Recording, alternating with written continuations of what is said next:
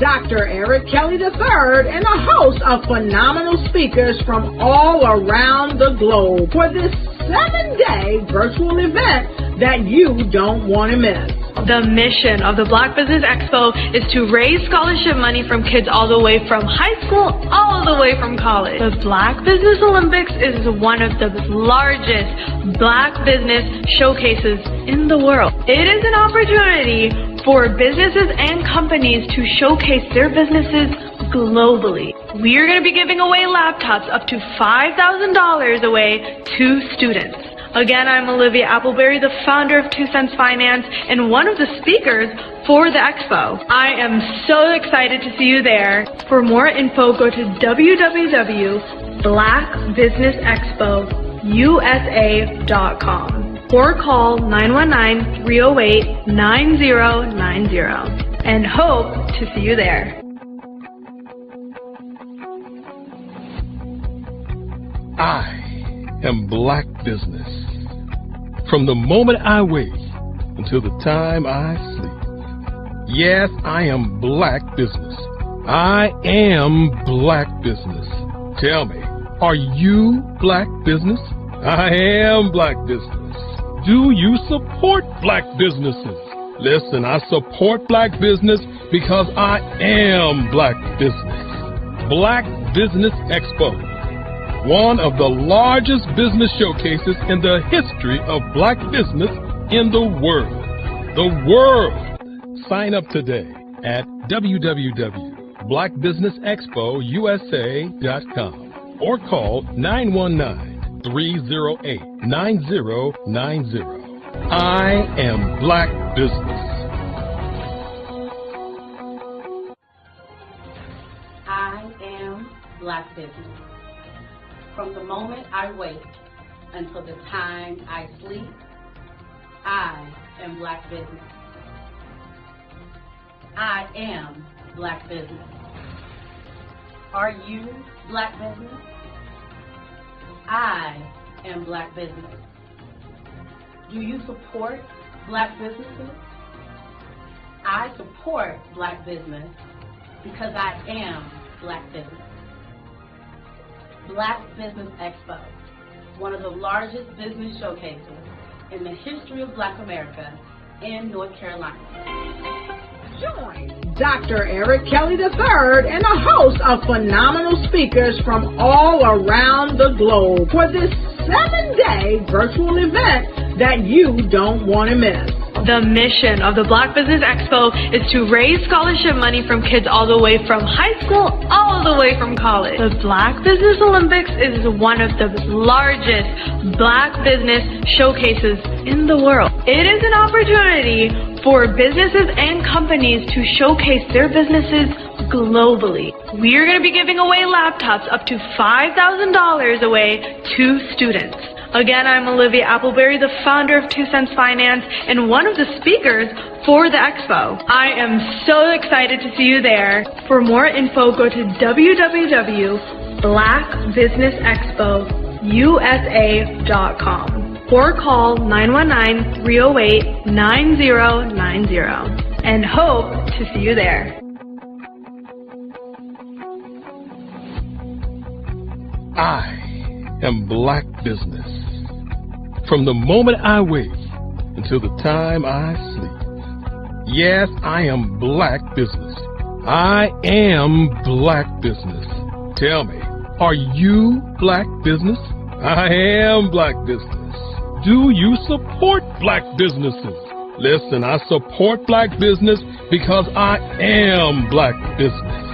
Black Business Expo, one of the largest business showcases in the history of Black business in the world.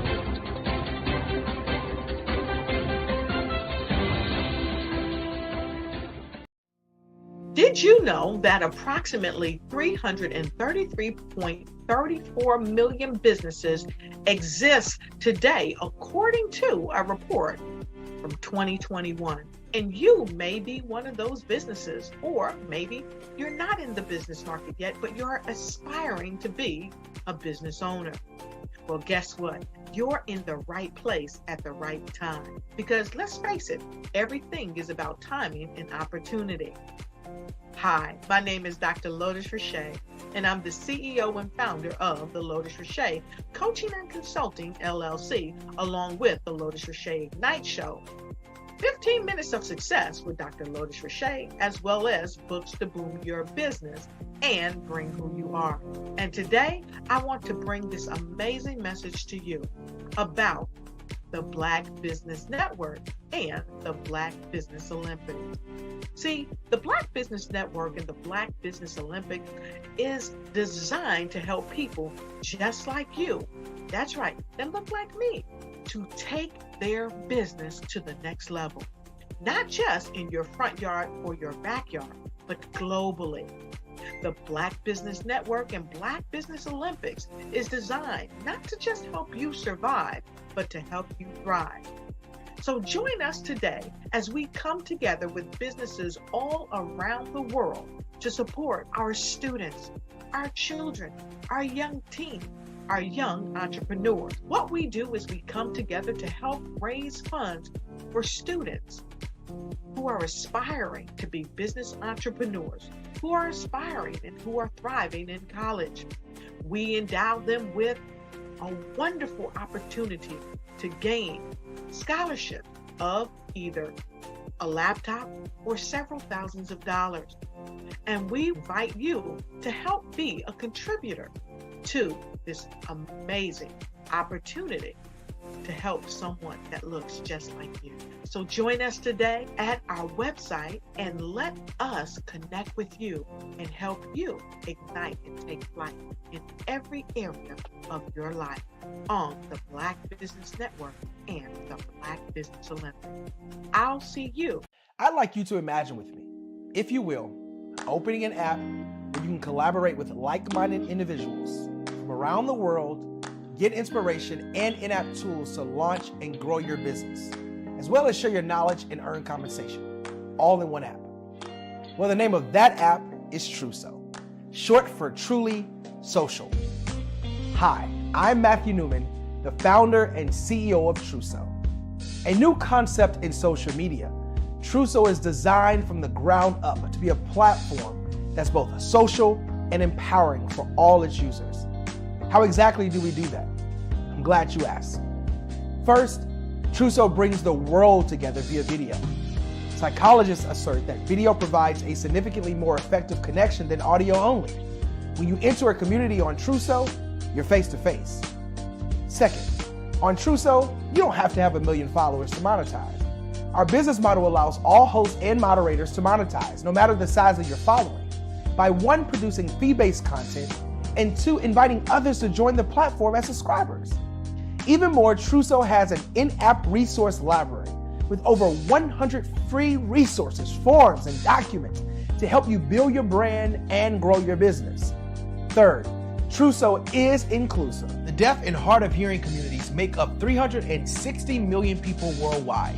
Unlike audio-only apps, Truso embraces this community, providing a networking platform that allows them to participate via video and closed captioning. We even have a deaf and hard of hearing foundation in the works as well. Fourth, Truso is both social and safe. We refer to Truso as a virtual extension of the beauty shop, barbershop, and brainchild of the community. A place where there's laughter, along with wisdom, growth-oriented conversation, and genuine connections in a safe space. Truso even has proprietary security to ensure we maintain a safe environment for everyone. Where are we at now? Truso is live, y'all. We've launched in beta and we're acquiring users daily. We have an incredible development and marketing team, plus amazing celebrity influencers at the table, helping us spread the word around the globe, beginning within the African diaspora and beyond by creating a safe space for growth, connection, and collaboration. We're truly excited about Truso. We've created something special for which there is a global market. And we invite you to embark on this journey with us as a shareholder. The future for Truso is truly bright. Join us and let's go there together.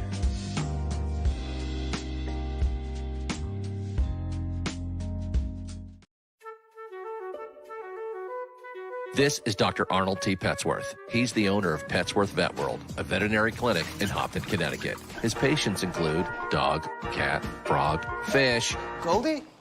dog, and this alpaca. Due to doctor-patient confidentiality, we can't tell you their names. Business at Vet World was steady, and then quarantine hit. Neighbors brought new four-legged friends into their homes.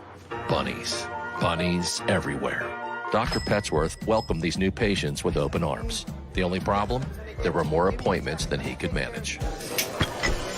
That's when Dr. Petsworth turned to his American Express business card, which offers spending potential that's built for his changing business needs. He decided to hire a new assistant, Julio, and with spending power built for business purchases, he used his card to furnish a new exam room. Together, Dr. Petsworth, Julio, and American Express Business made sure all the pets of Hopton got the love and care they deserve.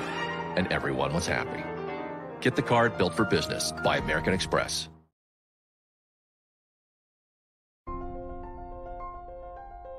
What if you could build your own city? A place where every child can find nurturing people to help them achieve their full potential. A place where every adult can access job training support. Where health education is abundant. Where social justice ruled the land. A place without limitations. Welcome.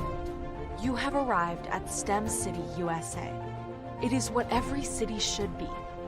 A safe and trusted community where you find people and resources to help you become everything you are and beyond.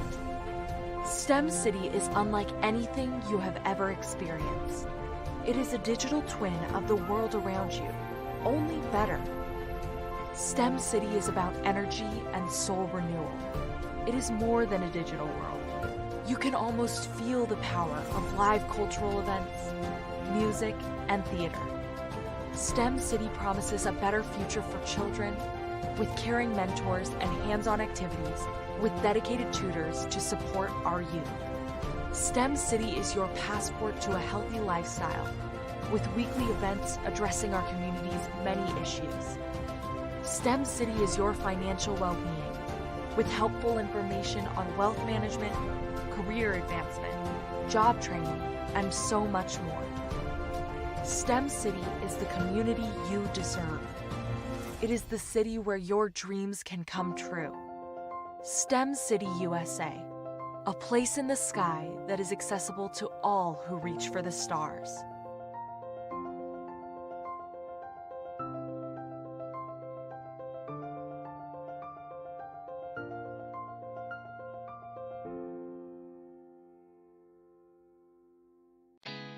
Did you know women represent just 3% of Fortune 500 CEOs and less than 15% of corporate executives at top companies worldwide? Have you wondered what the secrets are to getting into the top ranks, whether in the private or public sector? Do you want to figure out how to stop being held back in your career or passed over for promotion? Then you're in the right place. Hi, I'm Dr. Madeline Ann Lewis, President and CEO of the Executive Women's Success Institute. I have decades of experience in the military, the federal government, and corporate America, and my mission is to help women succeed and tap into their full potential. I want to reach 1 million plus women around the world to become the leaders they are meant to be. So if you want to move into a management or executive level position, or maybe you are a female veteran transitioning out of the military into business entrepreneurship, then reach out to the Executive Women's Success Institute at 301-693-3284. Let us get you on the fast track to success.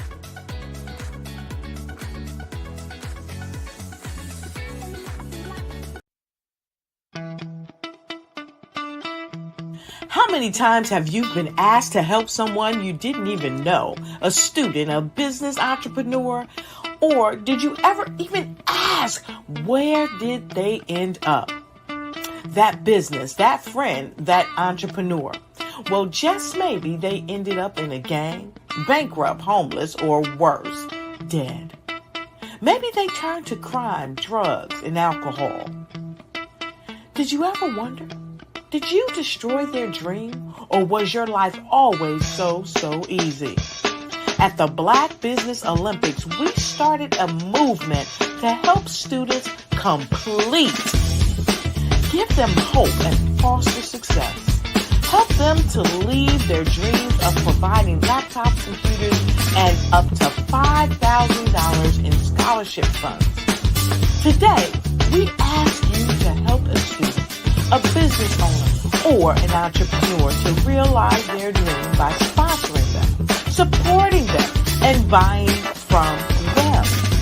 Consider this. With $1.6 trillion in our Black community, we only ask for a small donation for our students, our businesses, and our entrepreneurs. And you can change a life today. So I ask you, what are you going to do? Sit on the sideline and watch our students in high school be losers, miss out on their dream from lack of resources? Or are you going to donate to the movement and change their future and yours as well? Give us a call today at 919-308-9090. Change their life by investing with action to the Black Business Olympic Fund. The Black Business Olympics, one of the largest business showcases of Black business in the history of the world.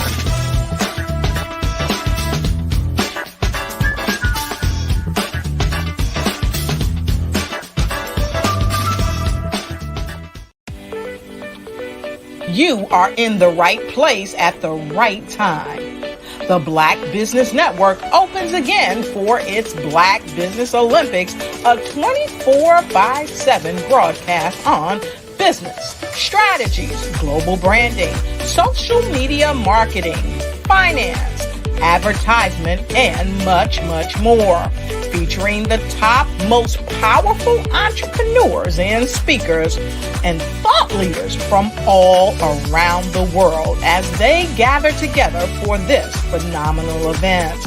Join the Black Business Network streaming live into the metaverse, STEM City, USA, Black Multiverse, Pod TV, Roku, Hulu, iHeartRadio, Apple TV, YouTube, TikTok, Instagram, Google Podcasts, Facebook, LinkedIn, IBM TV, Spotify, and Twitch.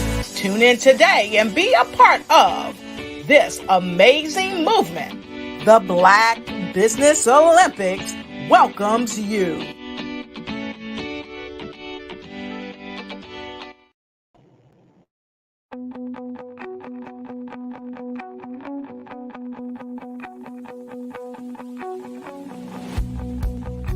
I am Black business.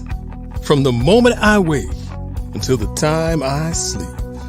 Yes, I am Black business. I am Black business. Tell me, are you Black business? I am Black business. Do you support Black businesses? Listen, I support Black business because I am Black business. Black Business Expo, one of the largest business showcases in the history of Black business in the world.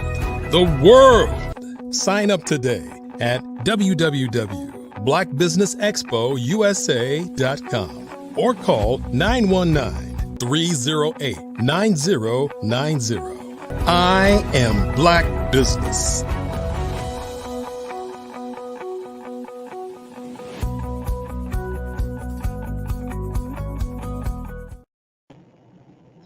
Good afternoon, business owners, entrepreneurs, thought leaders, and corporations. Welcome to the Black Business Network. My name is Helen Hicks, and I am your business moderator for this afternoon on the Black Business Network. The Black Business Network is a 24-hour business network showcasing Black businesses, business owners, entrepreneurs, and thought leaders worldwide. We have speakers from North Carolina, London, Singapore, Africa, Japan, and cities all over the United States. The Black Business Network is a global community sharing its business knowledge to empower, inspire, and educate businesses about business. Our first speaker is Arba Cooper of Digital Technologies.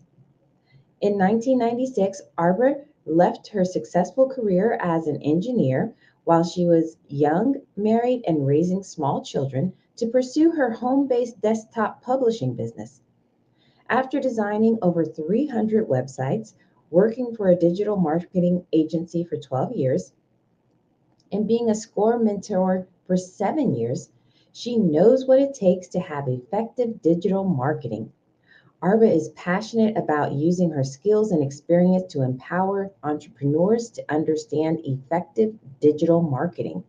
She has a gift of teaching in a simple, fun, and engaging way. She offers training for websites, email marketing, video creation, and more. I present to you Arba Cooper. Thank you, Helen. You are very, very welcome. So great to have you here. I'm happy to be back again. All right. Well, genius is common, and I will see you on the other side. Thank you.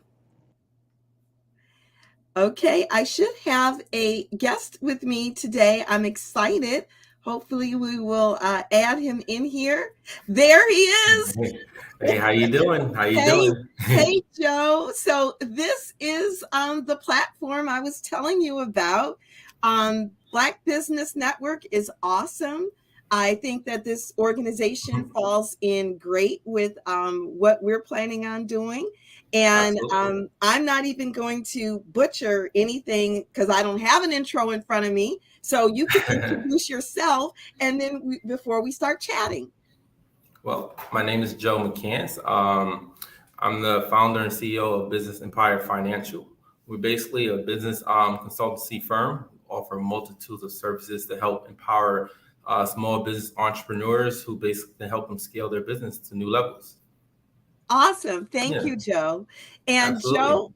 Joe has graciously accepted my invitation to come and do a chat with me today because Dr. Eric Kelly has been so nice to allow me to use this platform or to be on his platform. And yes, I can talk for 40 minutes straight with nobody, but today I wanted to mix it up a little bit different and then have my friend and business partner Joe join me. We're just going to have a little chat. And I believe we agreed, Joe, that our subject was going to be about how and why entrepreneurs should use systems for their business. Is that correct? Correct. Like that. Yes, more or less too, in terms of partnering, why is it also important to partner with other businesses and help them scale and grow their business overall? Exactly. Yes. Without giving any names because they're not paying us, how did you meet me? Do you remember how you met me? Well, it was through a social media platform where we exchanged information, normally as a networking side. We got to get to know each other in a very short period of time within 7 minutes platform and truly see if it aligns on, synergy on how can we, do business together and partner up someday. Yeah. And, and it led into future conversation and we followed with each other's multiple meetings we've had since then. And now we probably have one of the strongest, greatest partnership that's going to scale us to new heights. Exactly. We created some synergy, and that comes from common passions. And for those that, you heard my intro, and those that know me, they know my passion is really to help the entrepreneur, the solo entrepreneur, because I believe everyone should have a good foundation to work with. But the funny thing is, and Joe is still fighting with me with this term. I do not like to consider myself as a consultant because I am very straightforward. Sometimes I can be a little what's the word? Well, I could be intimidating at times, but I can also be just very, very short. And so I like to call myself a trainer. And because I feel that as a trainer, someone is coming wanting to learn a specific topic, I can teach on that and away you go. But so let's talk a little bit. Yes. Because Joe, well, I want to add to, I definitely want to add to that where I say a trainer is definitely a valuable position, but also a consultancy. But everything you said on your characteristics and how you are in your approach, that is exactly what it does. That's what it takes to be an awesome consultant. You gotta be fast, you have to be quick, you have to be precise, you have to tell them the truth, right? And in reality, that's what's going to keep you in your position where they're going to keep hiring you and to pay you to do more for them. So you have all the fundamentals to do that. Well, I have paid for a consultant, and Joe is a consultant. And I would say number one for a solo entrepreneur, especially, get a consultant. Many times your struggle is because you are not working with someone that can get to know not only what you're trying to, not where you're trying to go, but also where you're at and what may have you stuck.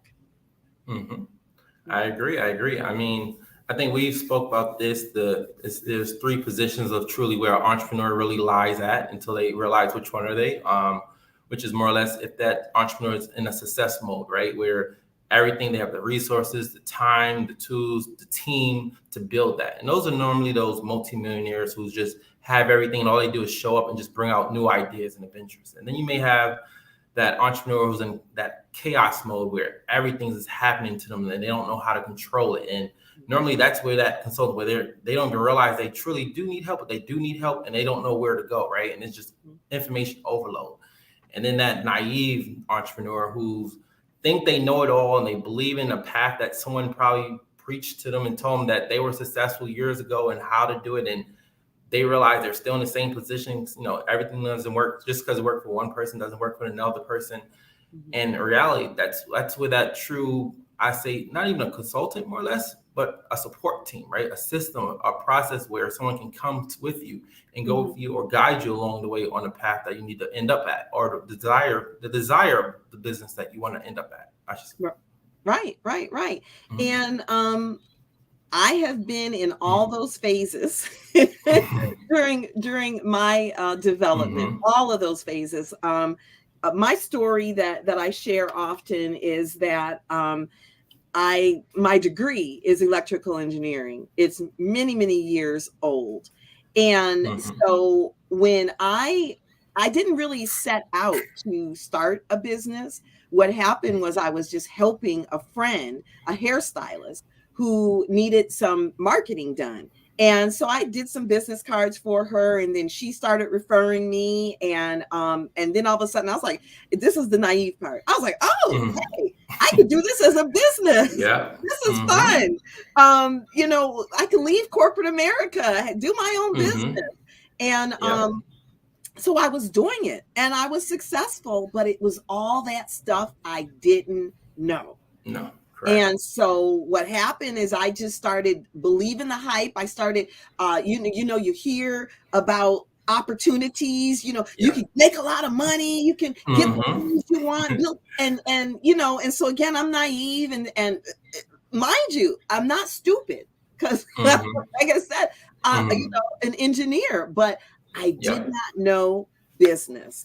I was mixing my finances, my business finances with my personal. I didn't really have a strategic plan. We're going to talk about how I talk about strategic plan. And I lost everything. I mean, I lost literally, when I say I lost everything, my home was foreclosed, my house repossessed, and I lost my marriage. All behind being naive about what it takes to really build a business. Wow. Well, you persevere. Look, and there you go. There's your story to tell, and now you're able to help another entrepreneur in their journey. So that's all knowledge now, right? And you went through it and persevered. Right, and that's why I have such a passion, is because I don't like excuses. I really don't. You know, there's and so as soon as someone starts telling me excuses, then that's a trigger for me that's saying, okay, are you trying to hold on to not fulfilling your dreams? You know, I don't know. So, you know, like I said, I could talk for 40 minutes without you. I don't want to exclude you. So give some thoughts. No. And I found out the more excuses someone gave along the way, the reality is they don't know where they are, right? Where the destination is, where the mirror is in terms of where they are. So they give excuses on why they're not where they want to be. So that's where when you was kind of saying that strategic side, right? It's more of a roadmap. Let's identify where you want to go. We'll make a plan along the way. Say, okay, this is this destination here. This is where I need to go here. Along the way, you will have a rock and roll. You may trip. You may get lost. You're going to get tired. You may have to pivot and go another way, right? But once again, people, it's 1,000 excuses. In reality, it's so hard to be an entrepreneur. It's so hard to grow a business, right? Even if someone who's making $1 million to someone making $10 million to someone who's just making $100,000 in their business, right? All of it's hard. The businesses right now who we consult with, if you say, man, this person's doing over $10, $15 million, but then they've lost track of the fundamentals. They've lost the aspect. They may have had a good product to sell or a good system, and they generated a lot of traffic because they had a lot of money or resources. But then they realize, man, they're in that chaos mode, right? They think they're successful, and then they are also naive. But at the end of the day, their business is barely functioning, right? They're normally getting a lot of money from the banks. They're moving money around year to year. They're moving it for tax purposes. And it definitely sounds like someone who's in a smaller position in terms of entrepreneurship when they just start. So it's what's happening in big businesses is also happening in small businesses, right? It's just now where you say that coaching, that support team, all you need is the true guidance, and you need a plan to know where you're going to go ahead. Yeah, that's awesome. That's awesome. And that's why, again, you know, I'm an advocate of getting the knowledge, getting the support. And if that means getting a coach, then get a coach. Look at this. And I know I'm saying stuff that people already say about getting a coach, but look at all of the successful athletes. They all have coaches, you know, trainers, you know, trainer, coach, whatever you want to call it. 100%. You're absolutely right. A support system. That's 100%. And you know what? And I think we lose. I'm gonna ask you a question. What do you feel in terms of responsibilities, no matter what industry you're in, but they're all the same responsibilities that entail? So I'll give, for example, everyone has to deal with marketing and accounting. What are some others that you feel that they also have to deal with? I think they really have to deal with their goals. What are they actually trying to achieve? Because some people say, oh, I want to make money. I want to make money. Well, for some people, you know, maybe making $2,000 a month, that's good for them. Yes. But for somebody else, they want to make, you know, $200,000 a month. Be clear about that. Be very clear about your goals. And then be very clear about your boundaries. That's what I had to learn.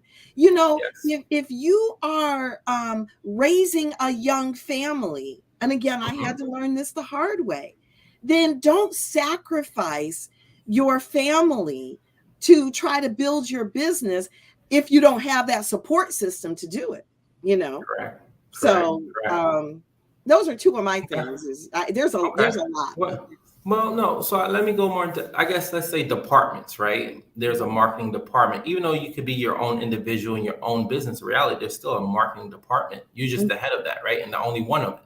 Right. So what other departments, I would say, like, that's why I said accounting, marketing. What else would you say is a responsibility that you have to have?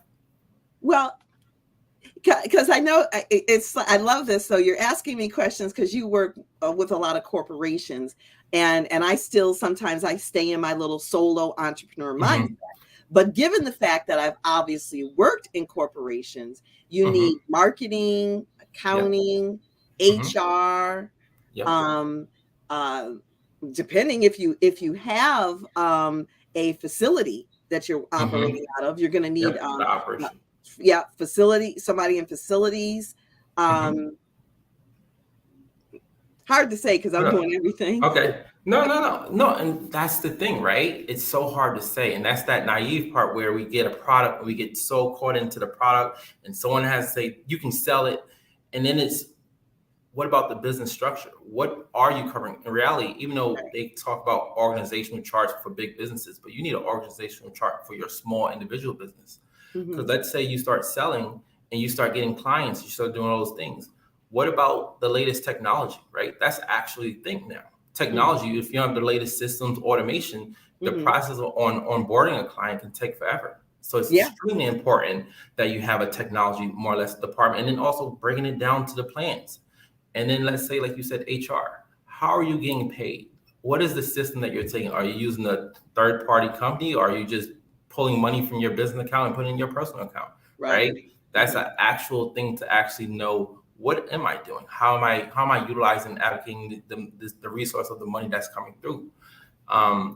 Another one is sales, right? That's a sales department. My God, yes. Right? Sales and marketing, there's two different departments. And you know what's funny? I've come to realize people so infatuated with the whole marketing side, right? It's the cool thing, it's the engagement.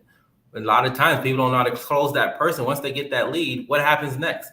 How do you convert them to a client, right? They think, oh, I have a good product and I know you need it. And they think that's not sales. There's a closing to it. There's a persuasion out of it, right? There's a commitment, a connection. But all I have to say, I'm going to add one more, which is education, right? It's the ongoing education. That's an actual department, because you can get stagnant in your business. But all I have to say, right, it's so hard to do it alone. Yeah. Right? Wouldn't you say? Because it can get overwhelming. It's only 24 hours in a day. Yeah. And one of the departments we really haven't mentioned is servicing that client, right? So if you're the individual, like you said, you was in marketing, you build websites. So if you're building a website with a new client call, or you missed a new lead, and all these different things. And the one word that I love, and I think it actually scaled, I have an additional business, which is a trucking company, right? And we did probably about $2 million loan last year, because it's called joint ventures. We collaborated, and we grew, and we expanded into almost 8 different states within 6 months because of the joint venture approach, which is, doing collaboration, see who you can have synergy with, similar to yourself. Like now, Business Empire Financial is going to have the most incredible training program, right? And that's the excitement, because bringing you on is now we're going to be able to offer weekly training. But that's the value of joint venturing. That's the value of basically, I can say business strategy, I can say all these things, but now if I try to personally, or one of my other teammates try to personally add that department, I'm pulling from them. Right. But if I have someone who's inspired by it, who loves it, who's motivated by it, now we just added value, right? Now we just growing. Keyword empire. Now we're growing an empire. Right. That's awesome. There's 2 things that you said that I want to touch on, and hope I can remember them, because I just go flighty. I'm going to hold on to the partnership part, but about knowing where you want your business to go, and really I guess the operational part. And I'm thinking of, and I'm not going to mention name or whatever, because you'll know, but one of my clients, one of my members, who loves to bake, and she has been dedicated to the training that I've been doing, and she's been growing and really great. And she's baking out of her home. But our meetings are virtual. And she has got her, if you want to call it elevator pitch, or her website. So her marketing, she has really gotten good with it, to the point that everybody, including yourself, who gets on these virtual calls, they're like, do you ship? Can you ship? Because she makes cookies, tarts, cakes and all of that. And she's been asked that so many times, and she didn't think about that in her whole business strategy. Right. Well, and that's why I always say you always plan for the end, right? You just because you're not there now, you realize, heck, how do I get there? But you have to have a plan at the end goal. This is exactly where your goal is. It's just like, for example, if you live in New Jersey and you trying to get to Texas. You don't just start driving to Texas. No, you put the destination in your phone, you put it on the map, and you say, this time to go. Then you look at the GPS and you say, okay, here you plan it out. You're going to have a few stops. It may take 2 or 3 days to drive to get there. That's the same thing with business. We skip that step. We just start driving our business, right? And then we wind up anywhere. So now that she's established the first beginning stages of business, and it sounds like, when a little bit of engagement I had, it sounded like it was a real success in the beginning. But now she's getting to another level, but then it's not planned, right? And that's just another step. That's all it is. Even though that's probably not her end goal, is just to say, I'm shipping. But now it's a crucial step, because she's going to create such a presence, reality, because of her personality. She has the talent, right? The skill to bake. So now she just needs literally the platform to put that on, the resources to supply the client, the new customer. And once again, being part with us, like as we're building that establishment, not to sell that, but the importance of now she'll have a team, right? She has a support team to guide her. A community, as Chris says. We are creating a community.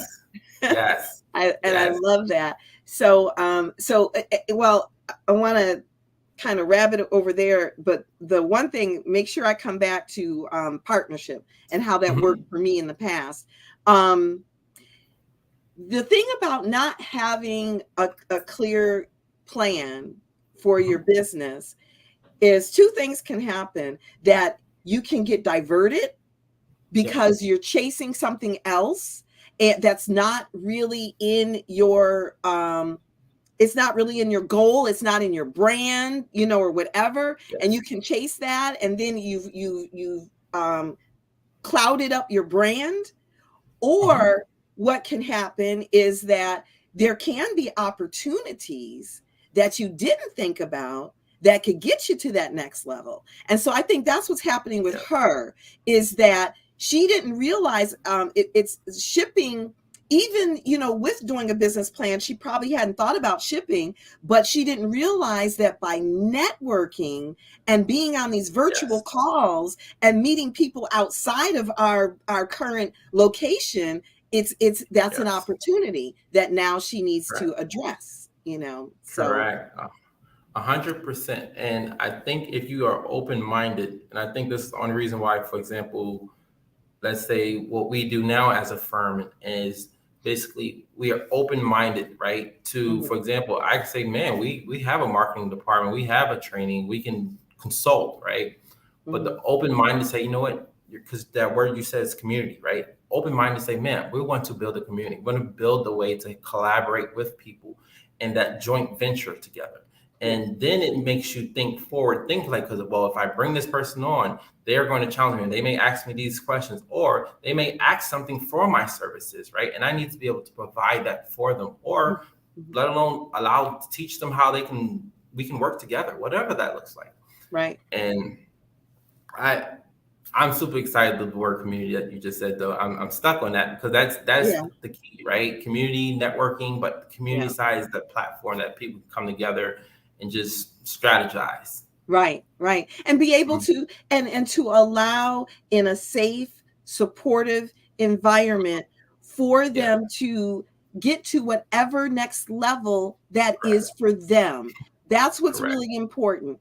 So what I wanted to share is my personal, where it just really blew up my business. When I was in Atlanta, and I'm one of those, I just jump in it. I like it. I'll pay for it, and then figure it out. That's me. I'm the one. And if anybody can relate to that, then you need to have somebody with some strategy so that you don't do what I did. But, because I had money, something sounded great. I did it, jumped into it. So this was in Atlanta. And again, I already had my own little desktop publishing. And there was an opportunity to publish a wedding magazine. And it was a little wedding magazine. It was monthly. So the franchise that I purchased, they did all of the printing, of the publication, and they had the shipping. So they had that system. And so I paid for that system.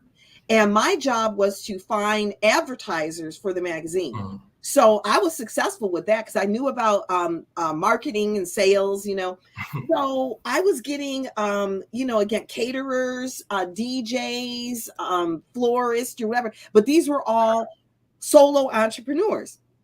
And I would ask them for their advertising material.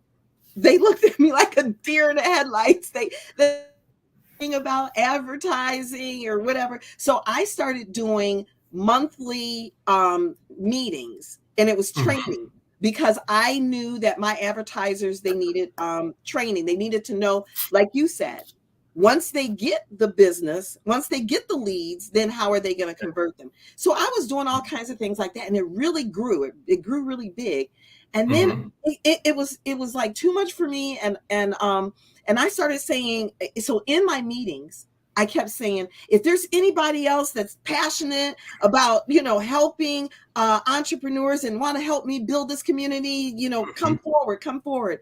And this, as vibrant and as much energy as I have, this other woman, she came up to me and she topped me, Yeah.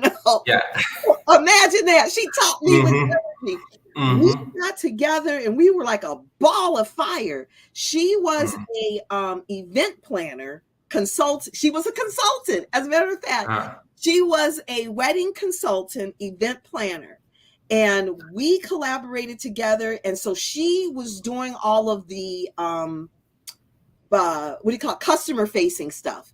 Okay. We started doing bridal shows, events, and I was in my element. She was in her element, and we took Atlanta by storm. Yes. No, and I think you hit on the head on two things I definitely want to tap into. One, I'll hit on the end, which is, it's like once you stay in your lane, right? It's, for example, you don't say, hey, well, as we've joined, it's not, hey, I wanted to over strategize, I want to take on this. It's, hey, this is what I'm specializing in, right? And then it grows from there, right? That's that community base. That's that joint venture where now we're able to give that client that love, right? And overachieve on that one personal thing. And literally your skills, your knowledge probably brought so much value to her as her platform brought a lot of knowledge to you, and it grew. And that's the beautiful side of it on teaming up together. And then something you said in the beginning, which I think it's definitely truly to address, is, let's say that after COVID, post-COVID now, but it's during the COVID era or during that time, is a lot of people had to do something, right? And people started saying, you know what, I want to work on my own thing. I don't like that I was not working. I need to come up with an emergency plan to never make sure I'm ever laid off. I'd rather do my own business, right? And what happened during that time, there's a lot of courses, there's a lot of information that was out there, and everyone started a business, right? Everyone started some kind of venture that went on. And once again, we were so focused on the actual product. And then we were so focused on the sell of what someone gave us to sell. And now we sound like a robot and we think it's going to, because it worked for them, right? Right. And that's the lost entrepreneur side, though. That's the normal cycle. And that's the thing that I want to be an advocate to make sure that we all understand, that it's okay to do that, but it's also understanding that it's okay to really take it and say, you know what, as if you had a new baby, a new child. Your new business is a new child. You need to nurture it. You need to make sure it's structured properly. You need to make sure the direction, like, for example, you don't just say, hey, here's a baby, go eat, go run, go play. No, you need to put the diaper on it, right? You need to feed it correctly. You need to make sure it's sleeping. You need to make sure the home is intact. All those things. That's the same thing you need to do with your business, though. And I'm happy that you said you went out and found that support, or let alone it was synergy, that how you found that person. And right. That's awesome. You put it out there. How they say, a lot of people say, you put out that energy, you know, you get it back. And I just have to make a personal note. You know about children. Yes. You have 4. Yes. And thankfully have that brand new baby. Yes. So when people say, well, I have a kid and I don't have time, you can make time, right? Yes. And it's something else. And your daughters are working. You're Yes. Yeah, you put them to work. You teach them entrepreneurship now. Right. The oldest managed basically the CRM, making sure they get in there correctly and make sure they're coded correct. And you're saying oldest. Tell them oldest. How old is she? So the oldest is 13, and then we have a 9-year-old and a 7-year-old, and now we have a newborn, literally 2 weeks old. And then, but more or less, we're a blended family. So even though we said it's total of 4, but in reality, we have a family of total of 8, right? So I have a total of 8 kids. Yeah. The highest age is 16. So yeah. But you said, so it's your 13-year-old that's managing your CRM? Yep. She helps. She does the support. She manages the CRM. She's learned about the technology side and also the follow up and make sure everything's put in the system. So like, when we meet, she makes sure, even though it's once again systemized, automated, she makes sure it's coded right. She makes sure any notes that I have, she puts it in there and make sure it goes that way. Awesome. And then you have the other ones doing some Canva stuff. Yes, they do. Yep, they're doing the art design. So I let them come up. I tell them my idea. Even though you have to edit and you have to proofread and you mix it around, but I let them feel creativity, right? So it's where their age is. If they like to be on technology, well, they might as well help dad put the technology. Exactly. That's important. And they do get paid too. By all means, child labor law. They make sure of it. I hear you. So for those that don't know, my son is like your age, but my son helps with my video. He does a lot of my video editing and graphic design. So that's the thing we need to do and I know that Black Business Network. You saw the commercials that ran before it, and this is why I support this platform as much as I can, because it's about helping the younger generation, helping them to get their, I believe, laptops and technology, and that's where our people we need to you're doing, raise our kids in technology is here. It's in the school. Here. It's in the classroom. So. I mean, that was what I got a full scholarship because of my academics and, in engineering. So I'm very much into technology, and a lot of people, what's really strange is, I think you asked the question too, that there's a stereotype of engineers that they're introverted, and obviously I'm not. I'm not introverted, but I am quorky and I am nerdy, and I have learned to love it and appreciate it. Yeah, you leveraged it. Yes. Yep. I've leveraged it. I'm using it. And that's definitely great. And I think you tapped into something where you kind of said it before too, during your journey of how you through your entrepreneurship journey, but more or less even now with family, right? The one thing I always tell people, which I think is a key fundamental, especially if you're married or you have a spouse, whatever that looks like for you, it's don't separate the two, right? Because when you separate the two, it makes it harder. You live in two different lifestyles. Yes. And the companion or the kids don't understand what you're doing, right? Entrepreneurship is a journey. It's a lot of work. It's a lot of sacrifices. So much focus you have to put in, right? Yes. And if that other person or the people who's in your community as a family, as a whole, or friends, they don't understand it, then you separate it too much. Align that with them, right? Let them be understanding. So when they say, when dad comes in and he has a meeting, they already understand. And then my daughter's saying, well, who's the client? Who's I got to put in the system now? Well, let me check. What's their name? They're already a part of it, right? Right. And then it connects. And that's how it works. Even the wife, once again, it's when I'm working hard, she understands, she's full transparency. Hey, these are the number of meetings I have. This is the number of clients. Don't mislead expectations. Think they're just going to wait and look at the clock or anything like that, right? It's all those small fundamentals that, that work-life balance. In terms of it, merge it. There's no 50-50. It's 100%. I love it. I love that. All right. This was great, Joe. Thank you. Yes. And Helen is back letting us know we need to wrap it up. Absolutely. Thank you guys so much. You presented some wonderful tidbits of information. I hope it helped a lot of people out there. Yes. Yep. Thank you for having us. Thank you. You're very, very welcome. Genius is common, and we'll see you on the other side. Yes. Bye-bye. Bye-bye. The Black Business Expo's mission is to raise funds for high school seniors going to college or K through 12 entrepreneurs. This expo is a fundraiser for students. You may go to www.blackbusinessexpousa.com to donate to the scholarship fund or use the Cash App that's on the screen below. It's $BBXUSA. Our goal is to give laptops and up to $5,000 to 10 students. Students can register online at www.blackbusinessexpousa.com. Every dollar counts, so we want to remind you to donate to the scholarship fund. We also want to thank our Black Business Expo USA sponsors for July 2023, NC 100, Moody Capital Partners, Suede Soul, Lotus Reach Coaching and Training, Carolina, Virginia Minority Supplier Development Council, Step Management, BHS and Associates, Margie McLean Foundation Incorporated, Genius is Common, Earth Essentials, Mullane Shawnee Global, Executive Women's Success Institute, The Quality Coaching Company, Superwoman Business Services, Creative Force Studios, Lee Entertainment, Artistic App Design, Black Business Expo USA. Genius is Common, and I'll see you on the other side.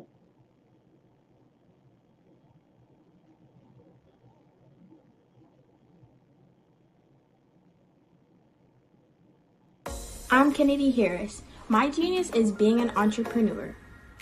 I'm the CEO of K-Lock, a company where I develop my very own line of kids supplements. I currently market my multivitamin for kids to help combat weak immunity. During the pandemic, research has shown that having a strong immune system is key to fighting off disease. My vitamins are for kids, but adults can benefit from them as well. I'm adding a proprietary blend to my supplement line. I want to create my own blend so that I have a competitive edge in the marketplace. Staying healthy is important to me so that we live longer and have healthier lives. My website is klockproducts.com. That is KLOCK. Genius is common.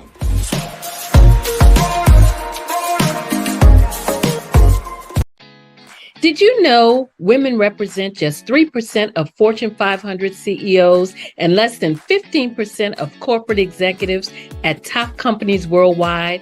Have you wondered what the secrets are to getting into the top ranks, whether in the private or public sector?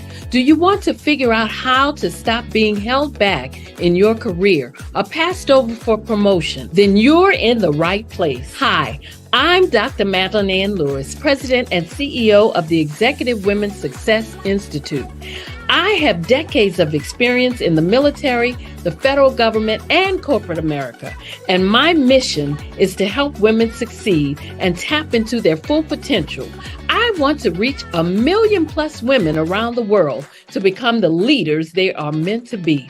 So if you want to move into a management or executive level position, or maybe you are a female veteran transitioning out of the military into business entrepreneurship, then reach out to the Executive Women's Success Institute at 301-693-3284. Let us get you on the fast track to success.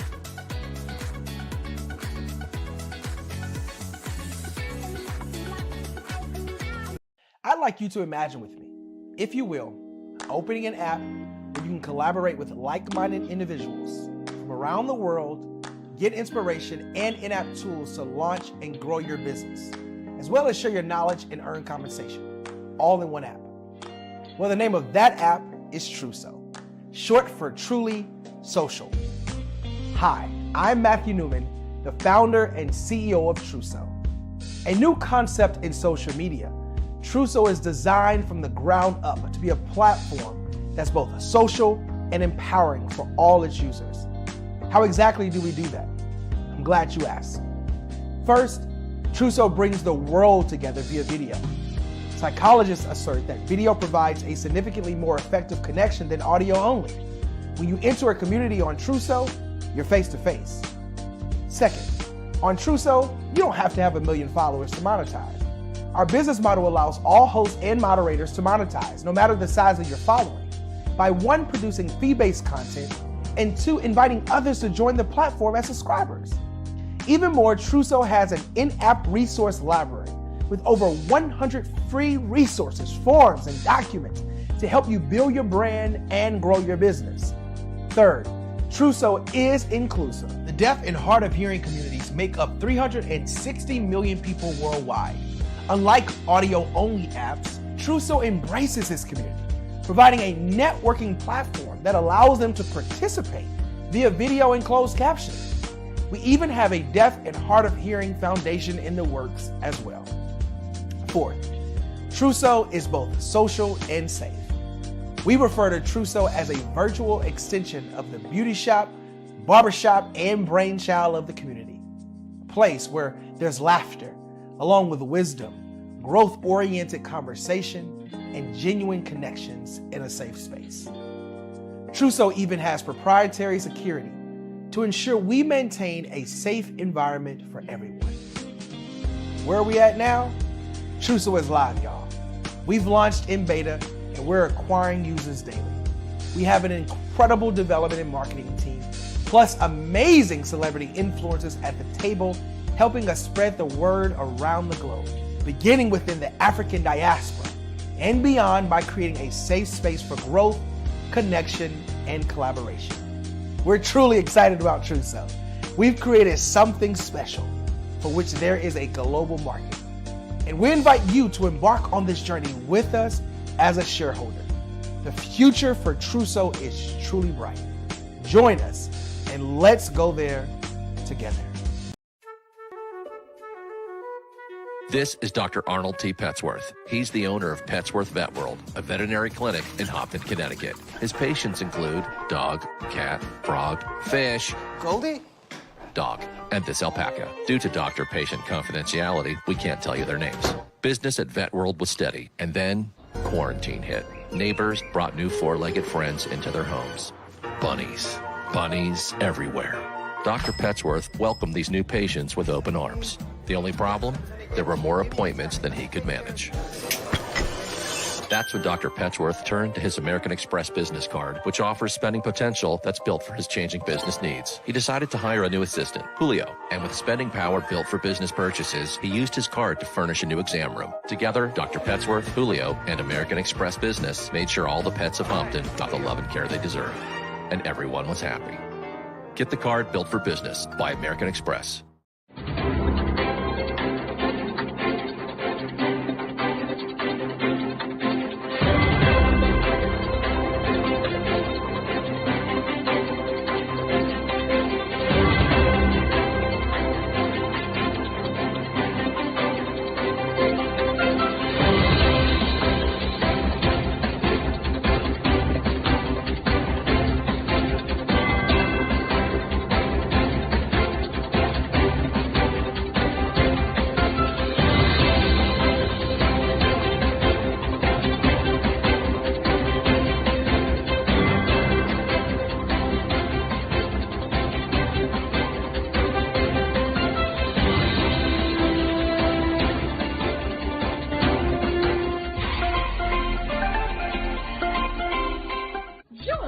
Dr. Eric Kelly III and a host of phenomenal speakers from all around the globe for this 7-day virtual event that you don't want to miss.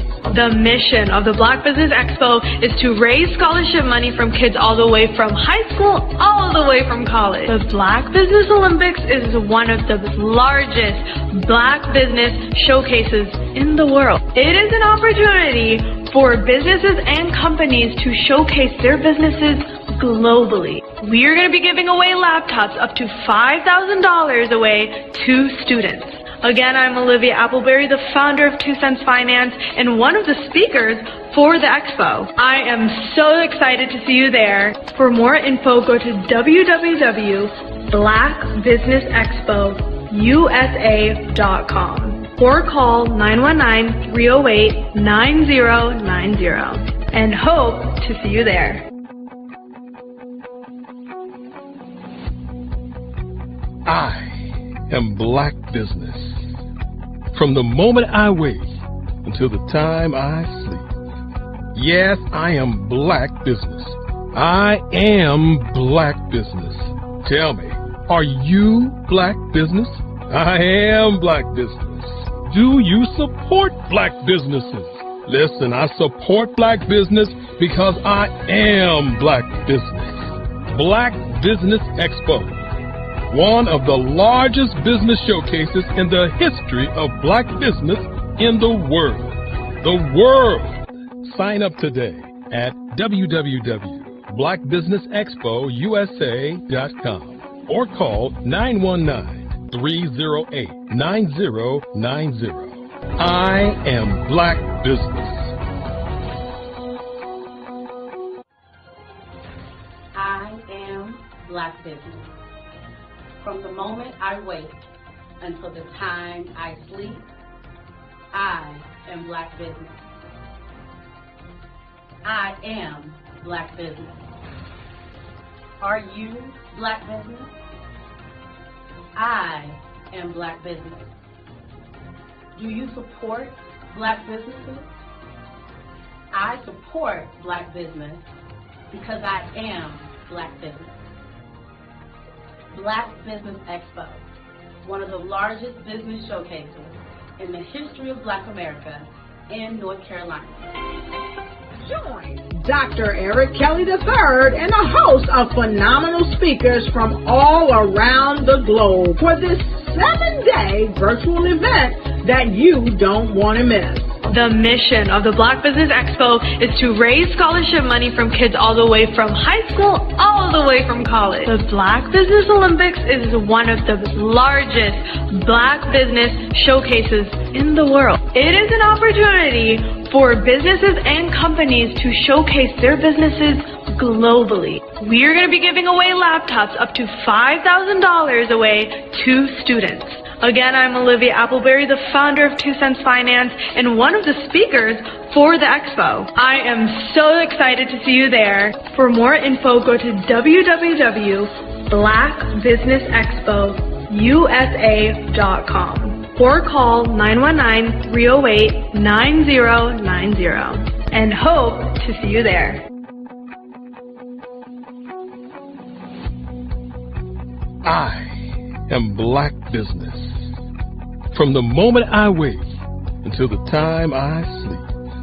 Yes, I am black business. I am black business. Tell me, are you black business? I am black business. Do you support black businesses? Listen, I support black business because I am black business. Black Business Expo, one of the largest business showcases in the history of black business in the world.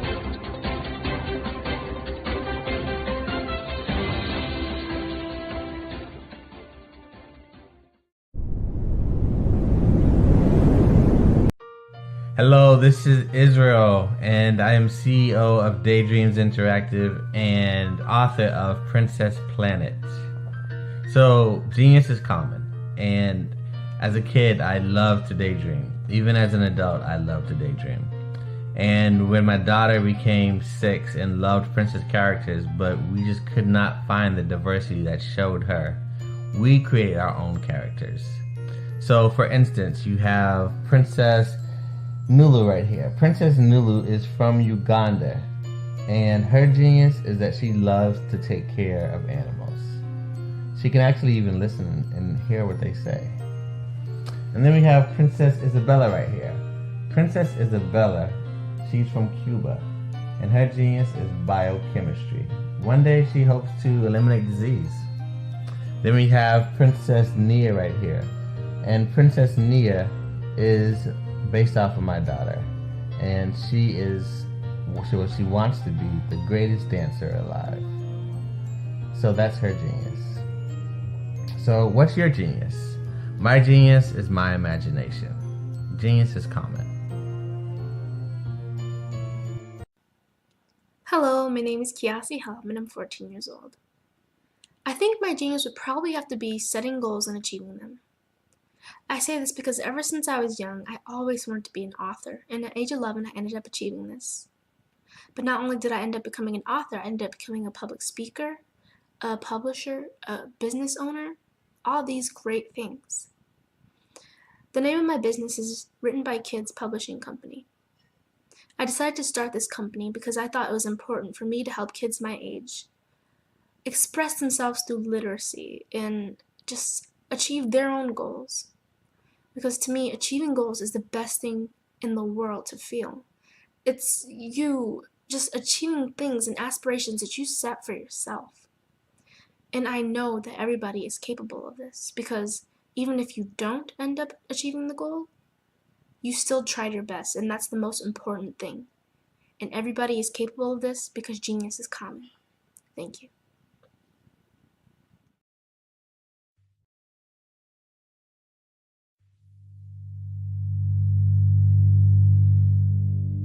So what we have to do is when we get in a spot, we need to create some spots for us.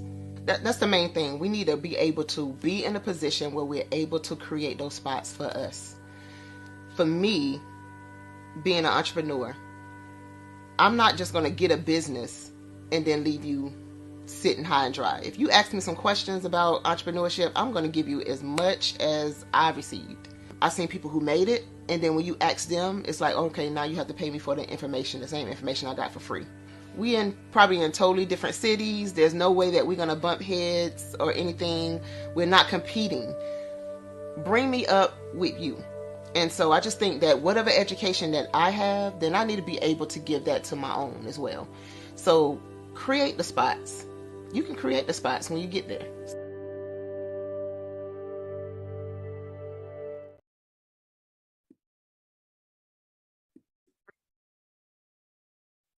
Hello, I'm Dr. Madeline Ann Lewis, President and CEO of the Executive Women's Success Institute. And my genius is helping women accelerate the path to success.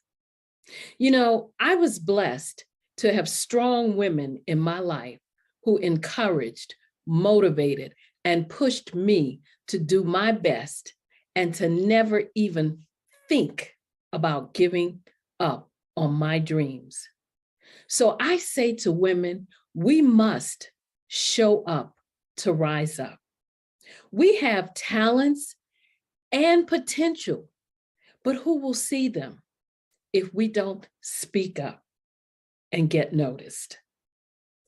I know that women are a tremendous resource on this planet, and there is nothing more fulfilling than helping a woman tap into her full potential.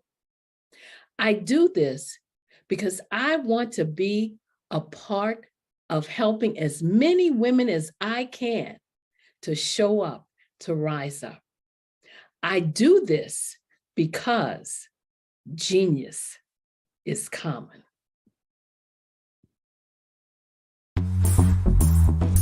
Attention all entrepreneurs and companies. Are you looking for reliable and efficient virtual assistants and back office support to help you manage your business tasks? Look no further than Superwoman Business Services. Our team of virtual assistants provides a full range of administrative support services, including operations management, social media marketing, and much more. We also offer website design services to help you create a professional online presence that reflects your unique brand. In addition to administrative support and website design, we offer business development and structuring services to help you grow your business and achieve your goals. We'll work closely with you to identify areas of improvement and develop a customized plan to help you reach your full potential. At Superwoman Business Services, we understand that running a business can be overwhelming and time-consuming. That's why we're here to help you fly high and achieve success. Our virtual assistants are highly skilled, experienced, and dedicated to providing you with the support you need to thrive. Come fly with us and take your business to new heights. Let us help you become the superhero entrepreneur you are meant to be.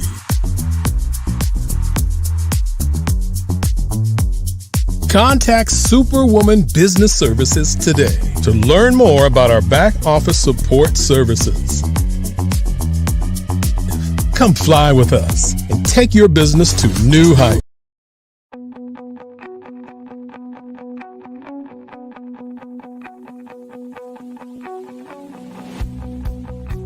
I am Black business. From the moment I wake until the time I sleep.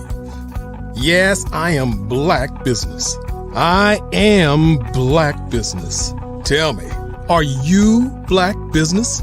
I am Black business. Do you support Black businesses? Listen, I support Black business because I am Black business. Black Business Expo, one of the largest business showcases in the history of Black business in the world. The world.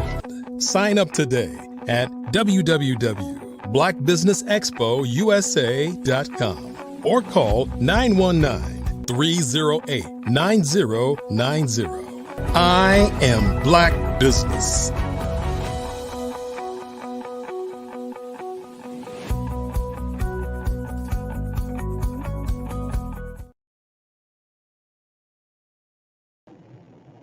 Good afternoon, business owners, entrepreneurs, thought leaders, and corporations. Welcome to the Black Business Network. My name is Helen Hicks, and I'm your business moderator for this afternoon on the Black Business Network. The Black Business Network is a 24-hour network showcasing Black businesses, business owners, entrepreneurs, and thought leaders worldwide. We have speakers from North Carolina, London, Singapore, Africa, Japan, and cities all over the United States. The Black Business Network is a global community sharing its business knowledge to empower, inspire, and educate businesses about business. Our next speaker is Tamisha Thomas of Too Much TV. Tamisha helps nonprofits, small businesses, fraternities, and sororities tell their untold stories by offering low-cost marketing solutions. Her focus is to provide a global mindset while expanding their potential possibilities to a wealth mindset and positive actualities. I present to you Tamisha Thomas.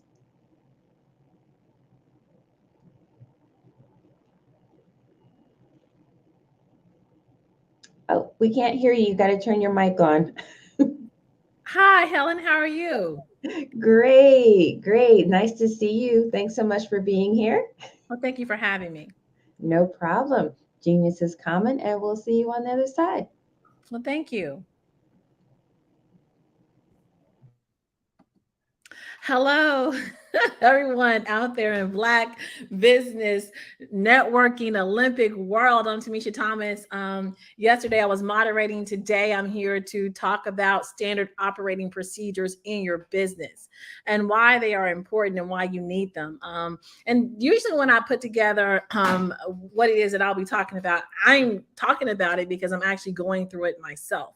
And so I'm not an expert in it. It's just that as I move through growing my business and being able to place it and scale it and bring people to it that can grow it, basically I'm implementing these strategies and I'm going to share them with you in the Black Business Networking Olympic world.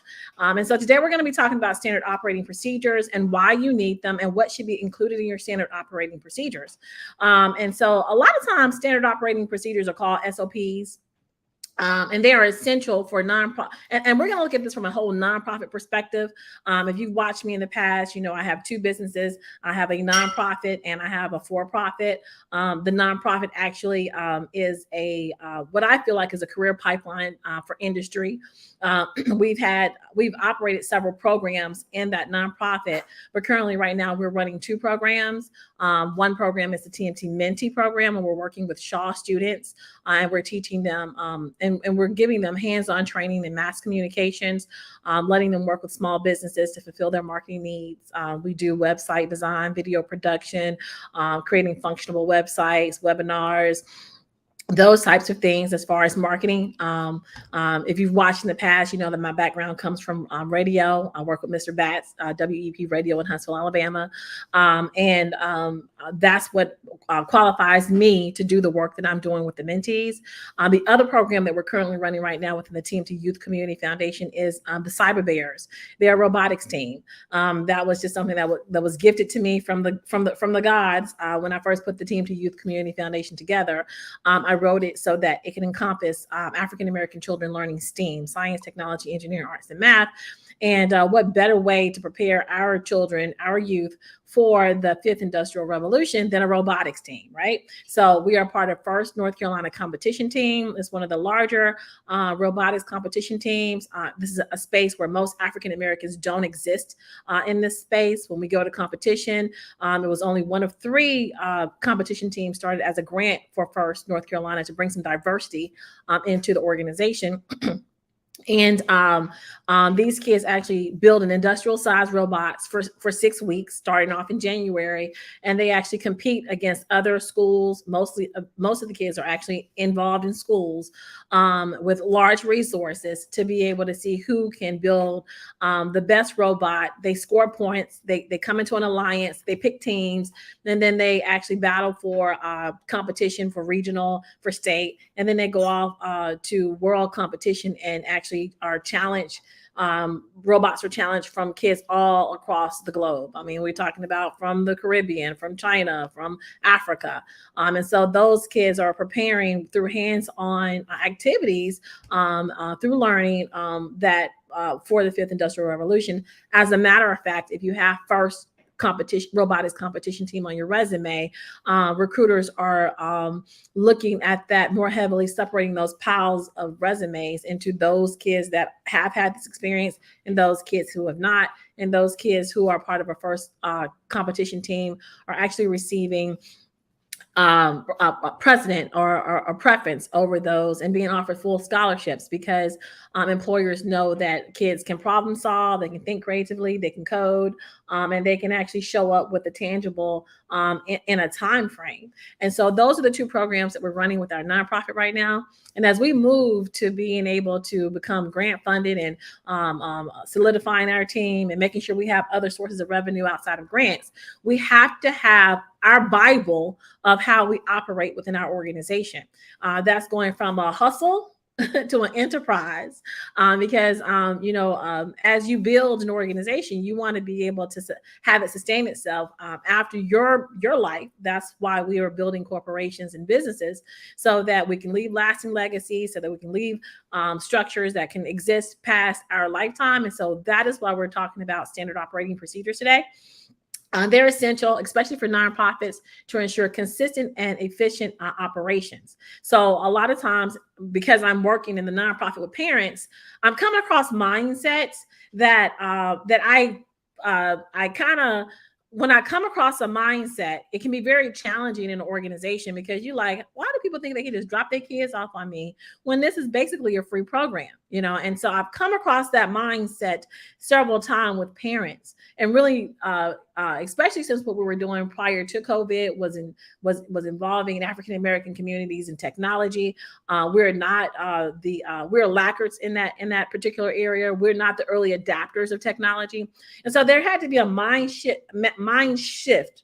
And so a lot of times it become very confrontational with parents when I'm presented with a particular mindset of you just going to drop your kids off on me and leave and don't want to give money to the program.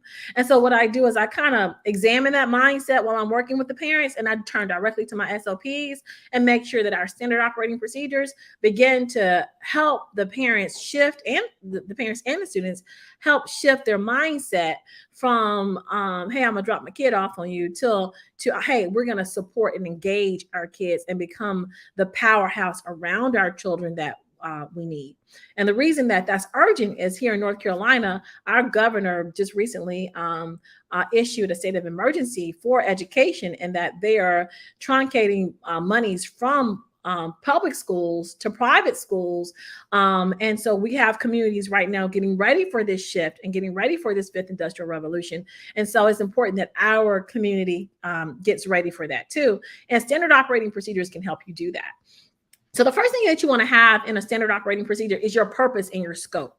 You want to have a clear and defined purpose and scope of the standard operating procedure, outlining what process or activity it covers and its overall objectives. So in our organization, our purpose and scope of our standard operating procedure is to make sure that we are managing all of our programs an efficient way, making sure that we're evaluating all of our programs, making sure that we have a document of what those programs are, who those programs attract, what we expect for those programs. And so the first part of actually laying out the standard operating procedure is to define your purpose and scope of what this document is going to govern within your organization. And if I can pull up our standard operating procedure, I can give you an example of what that sounds like. The TMT Youth Community Foundation is dedicated to empowering and uplifting young individuals through our comprehensive programs to ensure a smooth and effective execution of our initiatives. We have developed standard operating procedures that outline our process and best practices. Our SOPs serve as a guide for our team, providing clear framework for implementing our programs and delivering impactful results. These procedures cover various aspects of our operations, including program development, participant engagement, volunteer management, program implementation, evaluation, and improvement. By adhering to our standard operating procedures, we strive for efficiency, consistency, and excellence in all aspects of our work. These procedures enable us to make a lasting impact on the lives of our young individuals, empowering them with the skills, knowledge, and support they need to thrive.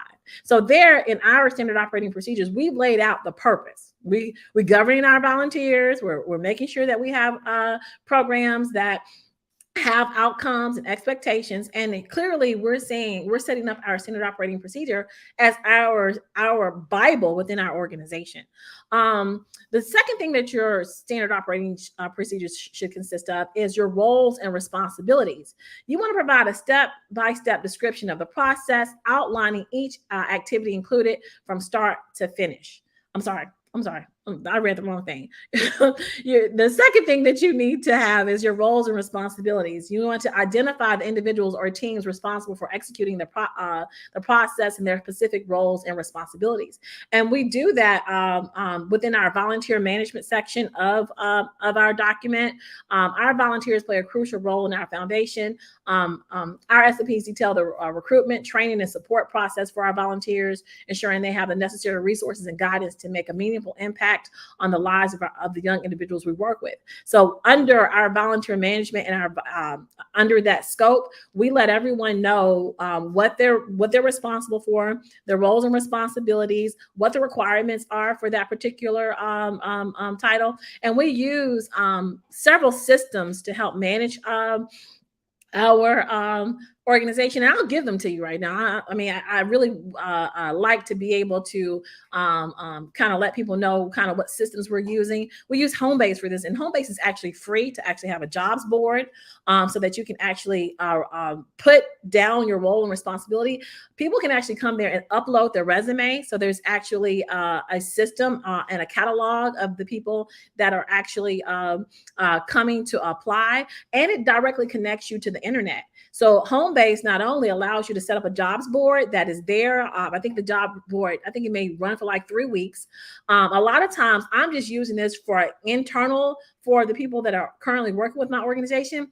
But a lot of times I'll have people reach out, send me my resumes. I've got 2 or 3 resumes that I wasn't really soliciting because we're not really funded right now for those roles outside of the people that we're currently working with in training. But it does connect you to, I think, some of the sites out there. I can't think of them from the top of my head. Job Recruiter. about 3 or 4 sites, and you can actually pay more to have your resume boosted to the top. But I found that people have found us using Homebase, and very great system to use. It's free to be able to do the jobs board. It does cost you a little bit more if you want to have your employees check in, but that part of the software is free. So let's get back to number 3. You want a process description. And for me, inside of my nonprofit, I say a program description. It provides an idea of what a program should consist of. And so what I want to do is I want to kind of give you what our program plan sounds like for our cyber bears. Remember, that's the robotics competition team that I told you about. What we do within our program plan, we actually have a program overview where we talk about the overall program, and I'll read for you what the Cyber Bears program overview sounds like. The Cyber Bears robotics program is dedicated to preparing students for participation in the first North Carolina robotics competition. This comprehensive program will provide students with the necessary skills, knowledge, and experience to design, build, and program a competitive robot. Through membership, hands-on activities, and teamwork, students will develop the technical expertise, strategic thinking, and collaboration abilities required for success in the competition. So we also have program goals. It tells us what the goals are. Our goals are to prepare the students for the first North Carolina robotics competition. Our goal is to develop students' technical skills in robot design, construction, and programming. Number 3, foster strategic thinking, problem solving, and critical analysis abilities. Why? Because those are the key words for preparing students for the 5th Industrial Revolution. Our program goals are 4, to promote teamwork, communication, and leadership skills. And 5, our program goals are to cultivate a passion for STEAM disciplines and foster a competitive spirit. We also talk in the program plan about the program duration. The Cyber Bears robotics program for First North Carolina competition will run throughout the school year, typically spanning for several months. Usually the build season starts in January. It completes itself, or probably if you compete and go to World, I think the competition ends around April. We do community outreach where we actually take our robot around to the community and we actually expose it to children in other schools, other community events. We're at Chavis, we're at Tarboro Road. We actually run the program from Tarboro Road. We're looking at going to Pinehurst, I think on August 9th, in Moore County in North Carolina. So we also do community service. We also do advocacy with the program. We have the students in front of legislators asking for more money for robotics programs across the state. And so those are some of the things that the kids are doing within the program. And we define all of that in our program plan. We talk about our target audience in the program plan, who we actually accept kids. It's a high school competition team. We accept kids from ages 14 to 18, but because we're still developing, I will take kids that's younger if they have an interest and their parents are willing to come in and help us fundraise and those types of things. Our program activities and curriculum, so you want to line that out. What do? We do recruitment for team formation. We do a kickoff with the robotics club. There is a kickoff. This year is in Overhills School in I think it's kind of like right past Fayetteville. And so all the competition teams come together. We get the rules for the robot every year. There are different rules for what the robot can do, what the robot must pick up, how you acquire points within the competition. And they give us all of that at kickoff, which usually happens around the first week in January. So then we go through a 6-week design construction period where we actually design and construct the robot. We do programming and control, where the kids are actually programming the robot. We do practice and iteration, where we actually practice for competition. We do strategy refinement and game simulation, where we actually build the pieces of the game and actually simulate the game in our space, in our build space. We do community outreach and engagement, where we actually take the robot out to different places and let other kids look at it, let them drive it. We have competition preparation, where we actually, the night before we got to go to competition, we pack up the robot, we pack up all the goggles that's needed, pack up everything that we need as parents of the kids supported. And usually we have to drive somewhere in the state of North Carolina to compete. Last year was very, very convenient because we were actually competing locally to save some funds. It actually takes about a good $40,000 to run a robotics program. We do, then we compete. Usually we compete 2 times before we're selected on whether or not we actually won for our regional competition.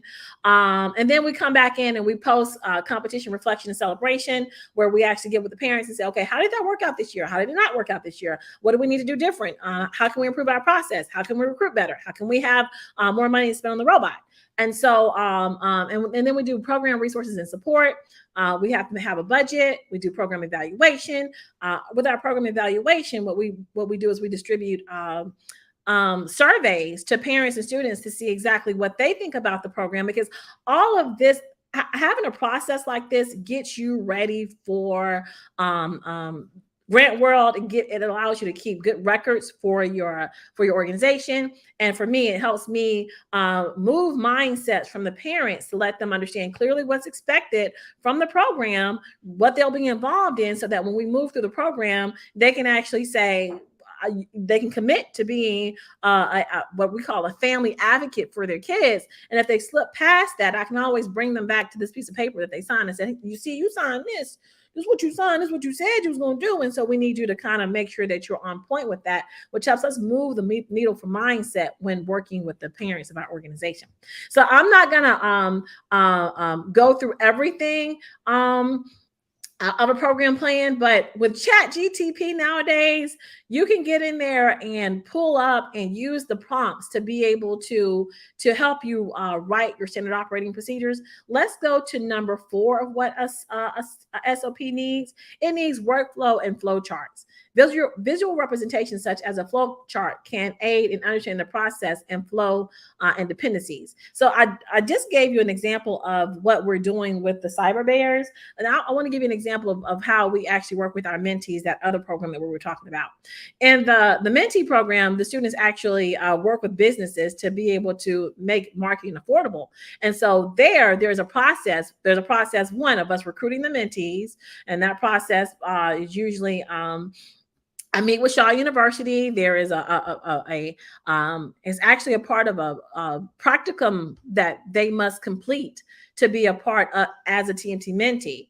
And so usually the professor who's over the internship program, she calls me into a Zoom meeting with the students. I let them know that we are offering an internship, and then the kids actually log onto our website, and then they upload their resume. They then do an interview with me. In the interview, I actually ask them what their interests are. And then what I do is I let them know what time the internship is available. And then if I feel like it's a good fit for our organization, I send them an actual offer letter for the internship. They accept or decline the offer letter. And then if they accept it, then I meet them back. They bring back over their paperwork from Shaw University, and then I outline for them exactly what they will be doing for this semester. And so that's an example of a workflow. I would actually get with my team and say, okay, this is how the process works for us recruiting. The actual offer letter sits in a back office, because I do use a service called ClickSlow. Great marketing service. Is a CRM. It does a lot. It is a lot of CRMs out there. If you're looking at HubSpot, you're paying $1,500 a month. I got the hookup for being able to get in the ground for this particular service provider, and they actually they keep all of my documents inside of the platform, such that I don't have to look for those things. And so why is this important? Because as we get ready to be able to scale, as I get ready to have virtual assistants, they have to know the workflow. And so as I move through developing my organization, I'm developing systems that can be duplicated and that anybody can come in and do what it is that I'm doing. And they don't have to worry about what the letter is. They know that it's in the system and it's titled TMT Mentee Offer Letter. And so that is just an idea of what a workflow looks like within our organization. I'm not just gathering interns. I'm not just showing up. I'm actually putting together a system and putting it in my standard operating procedures, along with everything that I've used, so that it becomes a science behind growing the organization. KPIs, key performance indicators, define measurable KPIs to assess the success and effectiveness of the process. Everything that you do, every program that you do, every service you offer, you want to be able to say, okay, what's successful? And for me, it's about break even. You know what I'm saying? Sometimes about break even, about, you know, how much units or how many widgets we need to sell to be able to meet to be able to meet adding on another person or adding on myself, really. So it's about understanding your break even.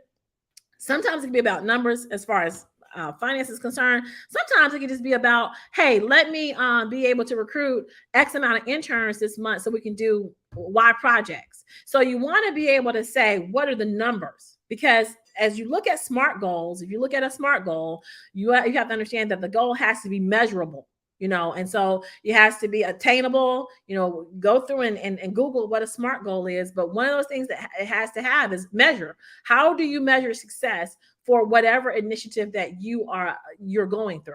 Right now, I'm currently working with a client. I just got word that I'll be working with one of the largest affordable housing clients in Durham. And one of the things that I'll do is decide, okay, they want to raise $100,000 in one weekend. So we know that that's one KPI that they want to reach $100,000. But what are some of the other KPIs that we need to establish before we get there? And so I'm saying to this particular organization, hey, we need to be able to have X amount ambassadors and each ambassador needs to be able to raise X amount of dollars, which helps us break down that $100,000 of how we're going to get there. And so that's called KPIs, key performance indicators. That should be a part of your standard operating procedures and defined in there for each program. Timelines and deadlines. If you set a goal, but you don't set a timeline to get there, then what you doing?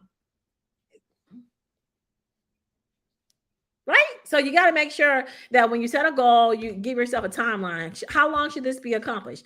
Am I going to be out recruiting interns all year long, or does that process is usually a 2-week process. So when I'm looking at, hey, how do I get mentees in the first 2 weeks, it's going to be actually putting the call out there so that the interns can come. By this date, they need to be actually getting trained.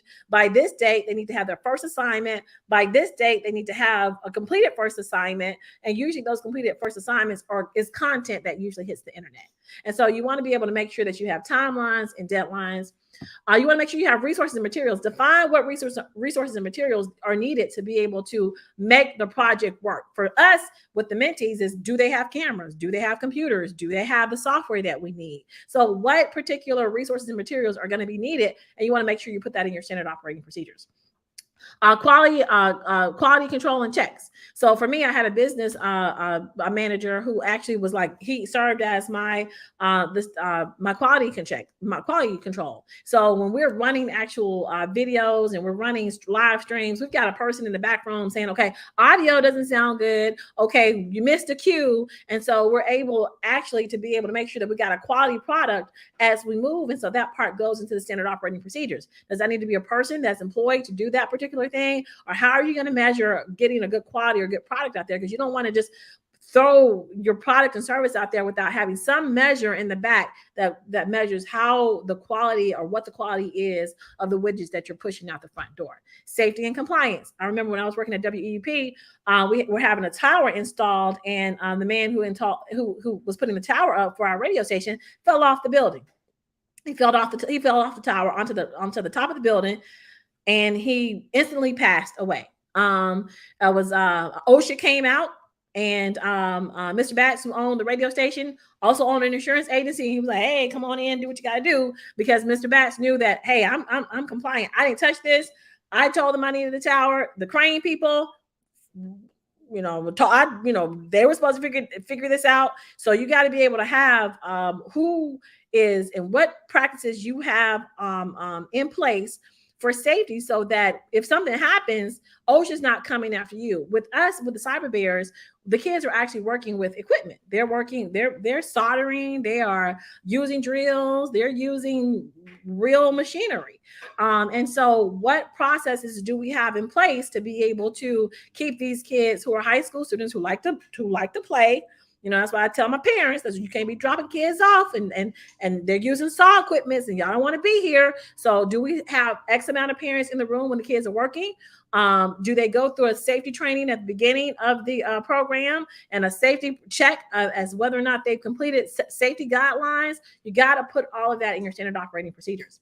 Communication protocols. How are you communicating with your team? Are you using Slack? Are you using Zoho? Are you using phone calls? Are you using emails? Put your communications plan in your standard operating procedure so people will know how to communicate with you. I was working with someone and this person would send stuff through Messenger, would send stuff through email, would send you 100 emails. And it was just overwhelming. Like, I don't even know where to look for the communication. And so if people don't know where to look for the communication, are you being an effective communicator? That needs to go into your standard operating procedure. Troubleshooting and issue resolution. How do you address challenges and issues that may arise and provide solutions or escalation procedures? And so with us, we allow our board to handle that. We have a committee that handles that. If there's a problem, then you take it to the to that particular committee. You listen, you air your grievances, and then from there, that committee decides how we're going to proceed forward. Put it in your standard operating procedures so that you have a way to be able to handle these things when they arise, so that you look professional and that you can make sure you take care of the things that are coming to your business that's presented as a challenge, and that you are mitigating problems before they even arise. You also want to have documentation and records. Specify the documentation and records that need to be maintained as part of the process. Who are your volunteers? Did they get screened? Where is that information kept? So that kind of stuff goes into your standard operating procedures. We use Zoho for everything, and we got into Zoho before they were able to add all of the pricing for the evaluations. I have about 4 more, but Genius is coming, and I know that I need to see you on the other side because we're running out of time.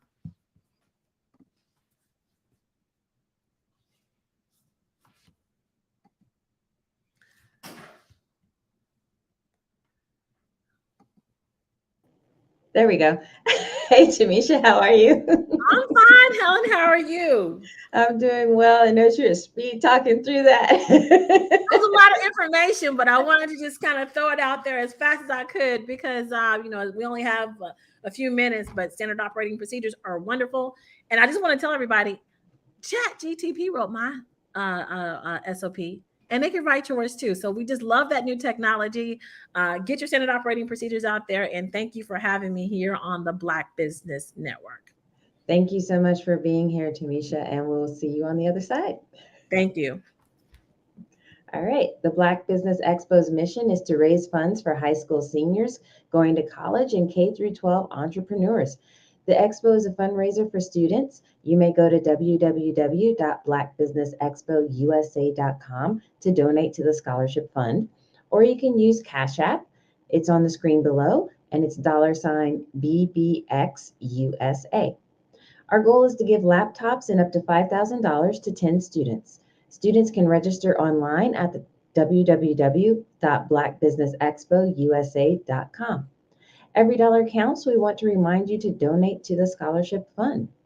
We want to thank our Black Business Expo USA sponsors for July 2023, NC100, Moody Capital Partners, Suede Soul, Lotus Reach Coaching and Training, Carolina, Virginia Minority Supplier Development Council, Step Management, BHS and Associates, Margie McLean Foundation Incorporated, Genius is Common, Earth Essentials, Mulaney Shaney Global, Executive Women's Success Institute, The Quality Coaching Company, Superwoman Business Services, Creative Force Studios, Lee Entertainment, Artistic App Design, and Black Business Expo USA.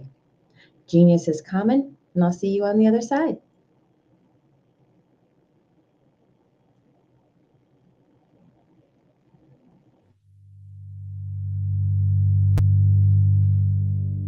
So what we have to do is when we get in the spot, we need to create some spots for us. That's the main thing. We need to be able to be in a position where we're able to create those spots for us. For me, being an entrepreneur, I'm not just going to get a business and then leave you sitting high and dry. If you ask me some questions about entrepreneurship, I'm going to give you as much as I received. I've seen people who made it, and then when you ask them, it's like, okay, now you have to pay me for the information, the same information I got for free. We probably in totally different cities. There's no way that we're going to bump heads or anything. We're not competing. Bring me up with you. And so I just think that whatever education that I have, then I need to be able to give that to my own as well. So create the spots. You can create the spots when you get there.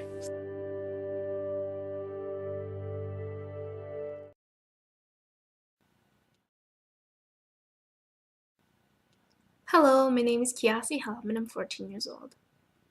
I think my genius would probably have to be setting goals and achieving them.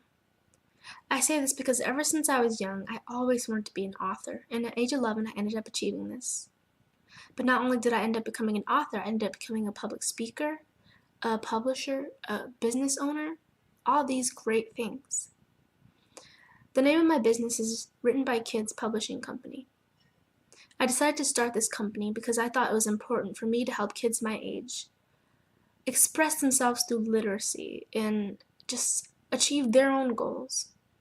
Because to me, achieving goals is the best thing in the world to feel. It's you just achieving things and aspirations that you set for yourself. And I know that everybody is capable of this because even if you don't end up achieving the goal, you still tried your best, and that's the most important thing. And everybody is capable of this because genius is common. Thank you.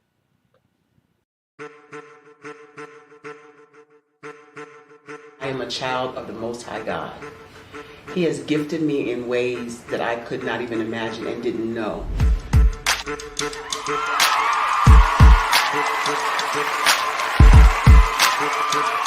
There was a time when I didn't know who I was. I listened to other people tell me who I should be, what I should do. I listened to people telling me that I should be a boutique owner, that I should be a construction manager, that I should be a laborer. Have you ever felt like you should do something else, be something else, go somewhere else, be wherever you wanted to be, and you felt like you were in a box? Anybody in the room? And you couldn't get out? Anybody in the room? And you kept trying to go and you couldn't get out? Anybody in the room? But let me tell you, you need to rock the box. Rock the box.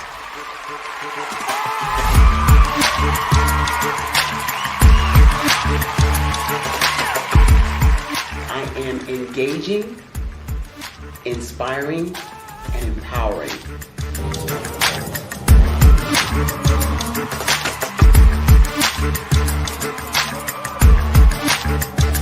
I would give you everything I know. Just by touching you, if I could, by osmosis, give you every single thing I've learned, I've gone through, I know I would. We know that's not possible, but as it is possible, I love to share information with people. Some of you out there, people have told you that you can't be, you can't have, you can't do. But I will tell you, like Kinston said, you can, you must, and you will. If it's to be, it's going to be me. You got to say it. If it's to be, it's going to be. If it's to be, it's going to be. If it's to be, it's going to be.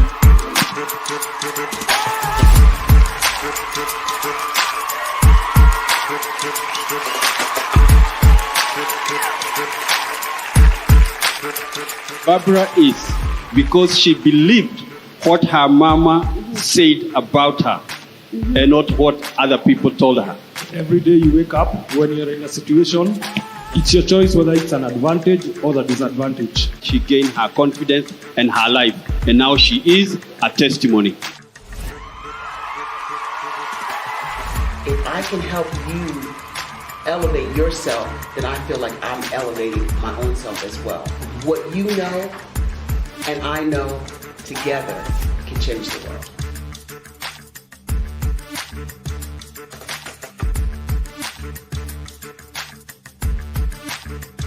A 10-year-old founder of a company. Meet Carter, ladies and gentlemen.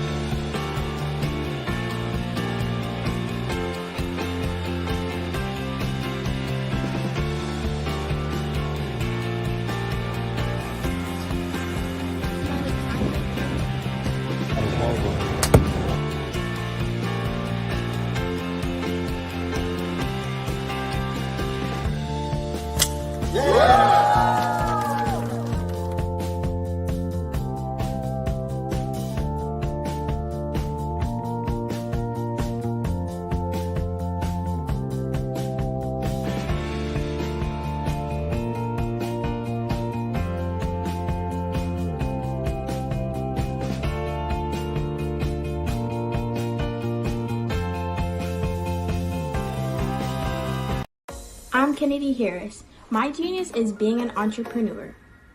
I'm the CEO of KLOC, a company where I develop my very own line of kids supplements. I currently market my multivitamin for kids to help combat weak immunity. During the pandemic, research has shown that having a strong immune system is key to fighting off disease. My vitamins are for kids, but adults can benefit from them as well. I'm adding a proprietary blend to my supplement line. I want to create my own blend so that I have a competitive edge in the marketplace.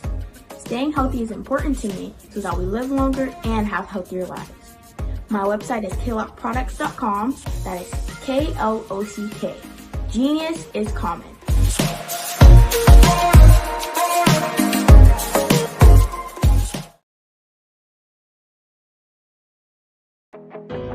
I am Black business. From the moment I wake until the time I sleep, I am Black business. I am Black business. Are you Black business? I am Black business. Do you support Black businesses? I support Black business because I am Black business. Black Business Expo, one of the largest business showcases in the history of Black business in the world.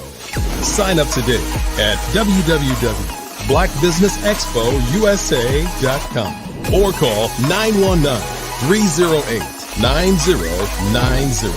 I am Black business. I'm Ramon Ray, founder of Smart Hustle Magazine and smallbiztechnology.com.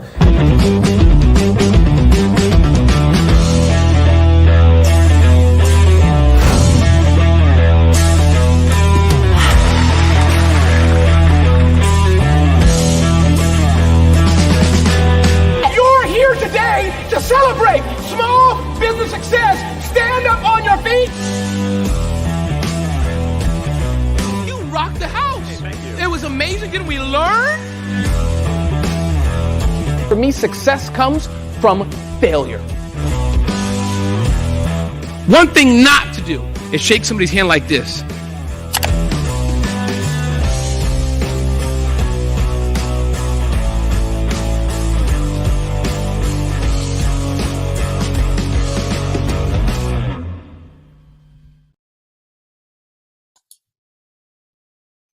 Hi, I'm Barbara Smith.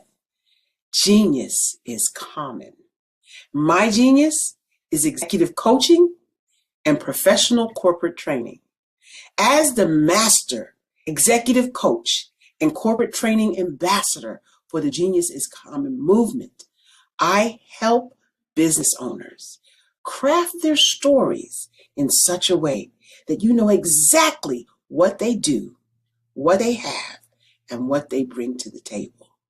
Many times as business owners, we are asked, so what do you do for a living? And we could be crushing in our businesses, but we're not quite sure exactly what to say in a short amount of time. Well, I help you take those stories that are the reason why you're in business and why you're so passionate about your business and craft them in such a way that people are drawn to you, as opposed to being repelled by you. Because every conversation, every time you talk to someone about your business, you are excited about it. But are you really conveying what you do, what you have, and what you bring to the table? And do really people understand why you care so much and why they should care that you have the solution to their problem? Well, I'm here to help you with that. As a master storyteller, I can help you with your stories and spin them in such a way that they are intriguing and fascinating. People want to listen to you talk about your business. That's why at the Genius is Common movement, I am the master executive coach and professional training ambassador. That's my genius. And genius? Oh yeah, it's common.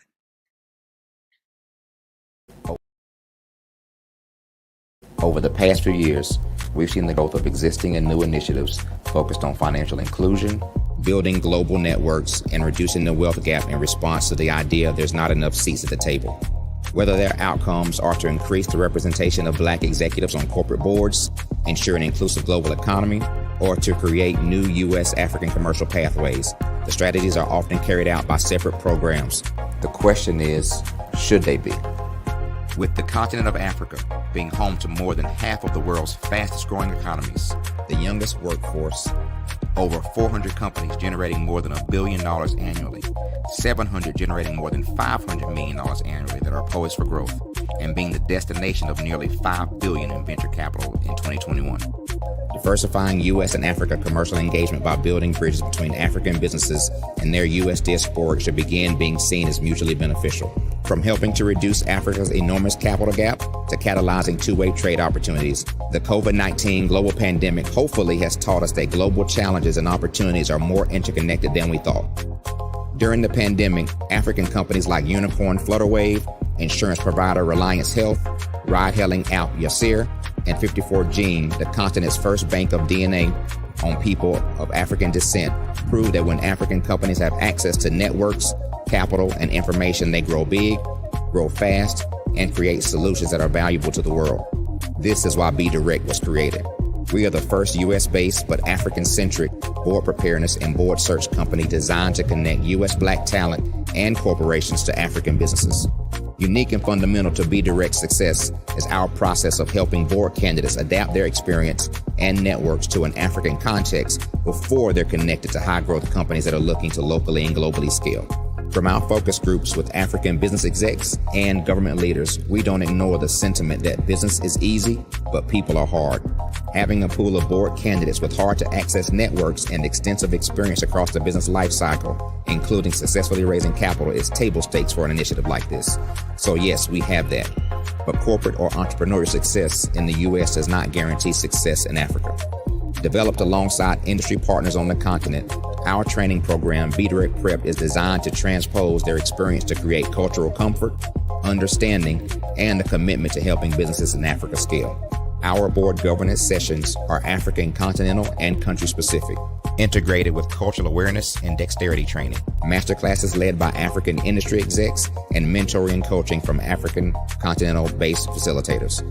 But even more unique to Be Direct Prep, we cap off our training program with an immersion trip to help candidates that have not been to Africa before see and feel Africa's complexity and opportunity from African soil.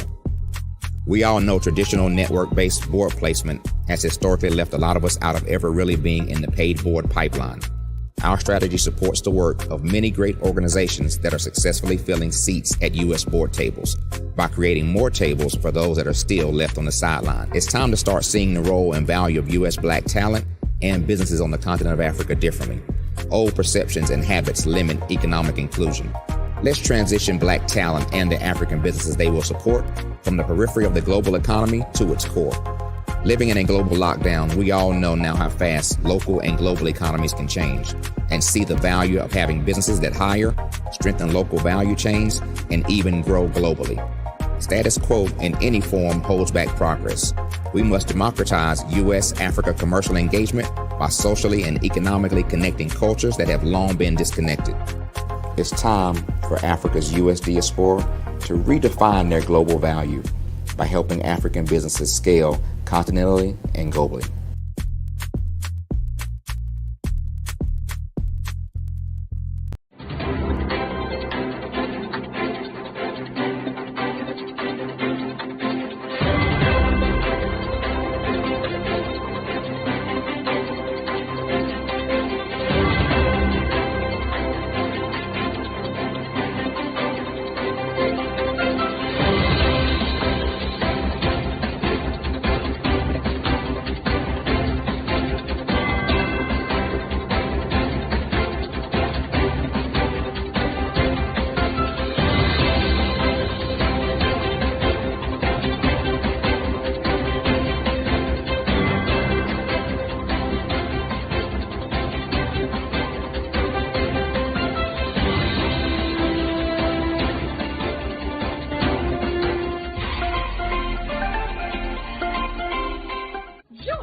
Dr. Eric Kelly III and a host of phenomenal speakers from all around the globe for this 7-day virtual event that you don't want to miss. The mission of the Black Business Expo is to raise scholarship money from kids all the way from high school, all the way from college. The Black Business Olympics is one of the largest Black business showcases in the world. It is an opportunity for businesses and companies to showcase their businesses globally. We are going to be giving away laptops up to $5,000 away to students. Again, I'm Olivia Appleberry, the founder of 2 Cents Finance and one of the speakers for the expo. I am so excited to see you there. For more info, go to www.blackbusinessexpousa.com or call 919-308-9090 and hope to see you there. I am Black business. From the moment I wake until the time I sleep. Yes, I am Black business. I am Black business. Tell me, are you Black business? I am Black business. Do you support Black businesses? Listen, I support Black business because I am Black business. Black Business Expo, one of the largest business showcases in the history of Black business in the world. The world! Sign up today at www.blackbusinessexpousa.com or call 919-308-9090. I am Black business. I am Black business. From the moment I wake until the time I sleep, I am Black business. I am Black business. Are you Black business? I am Black business. Do you support Black businesses? I support Black business because I am Black business. Black Business Expo, one of the largest business showcases in the history of Black America in North Carolina. Join Dr. Eric Kelly III and a host of phenomenal speakers from all around the globe for this 7-day virtual event that you don't want to miss. The mission of the Black Business Expo is to raise scholarship money from kids all the way from high school, all the way from college. The Black Business Olympics is one of the largest Black business showcases in the world. It is an opportunity for businesses and companies to showcase their businesses globally. We are going to be giving away laptops up to $5,000 away to students. Again, I'm Olivia Appleberry, the founder of 2 Cents Finance and one of the speakers for the expo. I am so excited to see you there. For more info, go to www.blackbusinessexpousa.com or call 919-308-9090 and hope to see you there. I am Black business. From the moment I wake until the time I sleep. Yes, I am Black business. I am Black business. Tell me, are you Black business? I am Black business.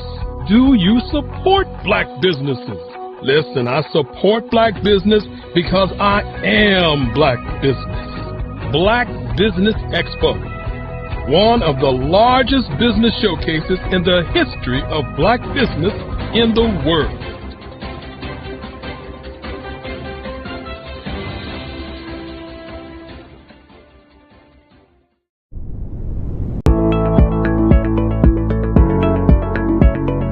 Prepare for what's coming and dominate in economic winter. Stand strong and thrive by showcasing your great products and services globally through the Black Business Network and Black Business Olympics. The Black Business Network has showcased over 2,000 companies with over $7 billion in sales each year. Over 10 million attendees have viewed the rebroadcast each month. Through the Black Business Olympics, Unique styles of business training and mentoring are turning students into business owners and entrepreneurial warriors who will dominate in any economy. Gain the ultimate advantage of the Black Business Olympics, 7 days of unbelievable topics and speakers speaking around the globe. Donate your time and experience to provide expertise and scholarships to students worldwide and change the world. Now, more than ever, new insights, tools, strategies, and capabilities are needed. This is your chance for a major presentation to the world. Fill out the form and join the more than 2,000 speakers who have presented to over 200 countries. Join the Black Business Network streaming live into the Metaverse, STEM City, Black Multiverse Enterprises, Hulu, Amazon, YouTube, iHeartRadio, Apple, Facebook, LinkedIn, Pod TV, IBM TV, Spotify, and Google Podcasts. Sign up today. Spaces are limited, and we will see you there.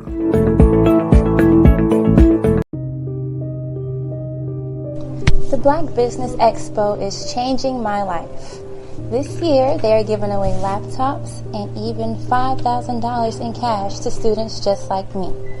I'm Alexis, and I want to go to college to fulfill my dream of becoming an entrepreneur. Help the Black Business Expo going to www.blackbusinessexpousa.com and also becoming a vendor, a sponsor, or donating.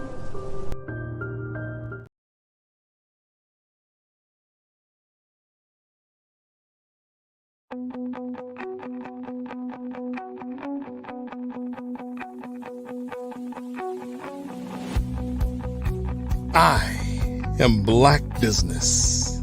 From the moment I wake until the time I sleep. Yes, I am Black business. I am Black business. Tell me, are you Black business? I am Black business. Do you support Black businesses? Listen, I support Black business because I am Black business. Black Business Expo, one of the largest business showcases in the history of Black business in the world. The world!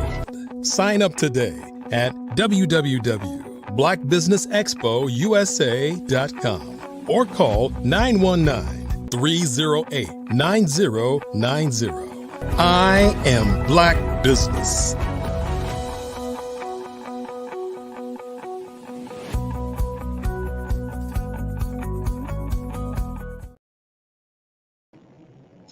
Good afternoon, business owners, entrepreneurs, thought leaders, and corporations.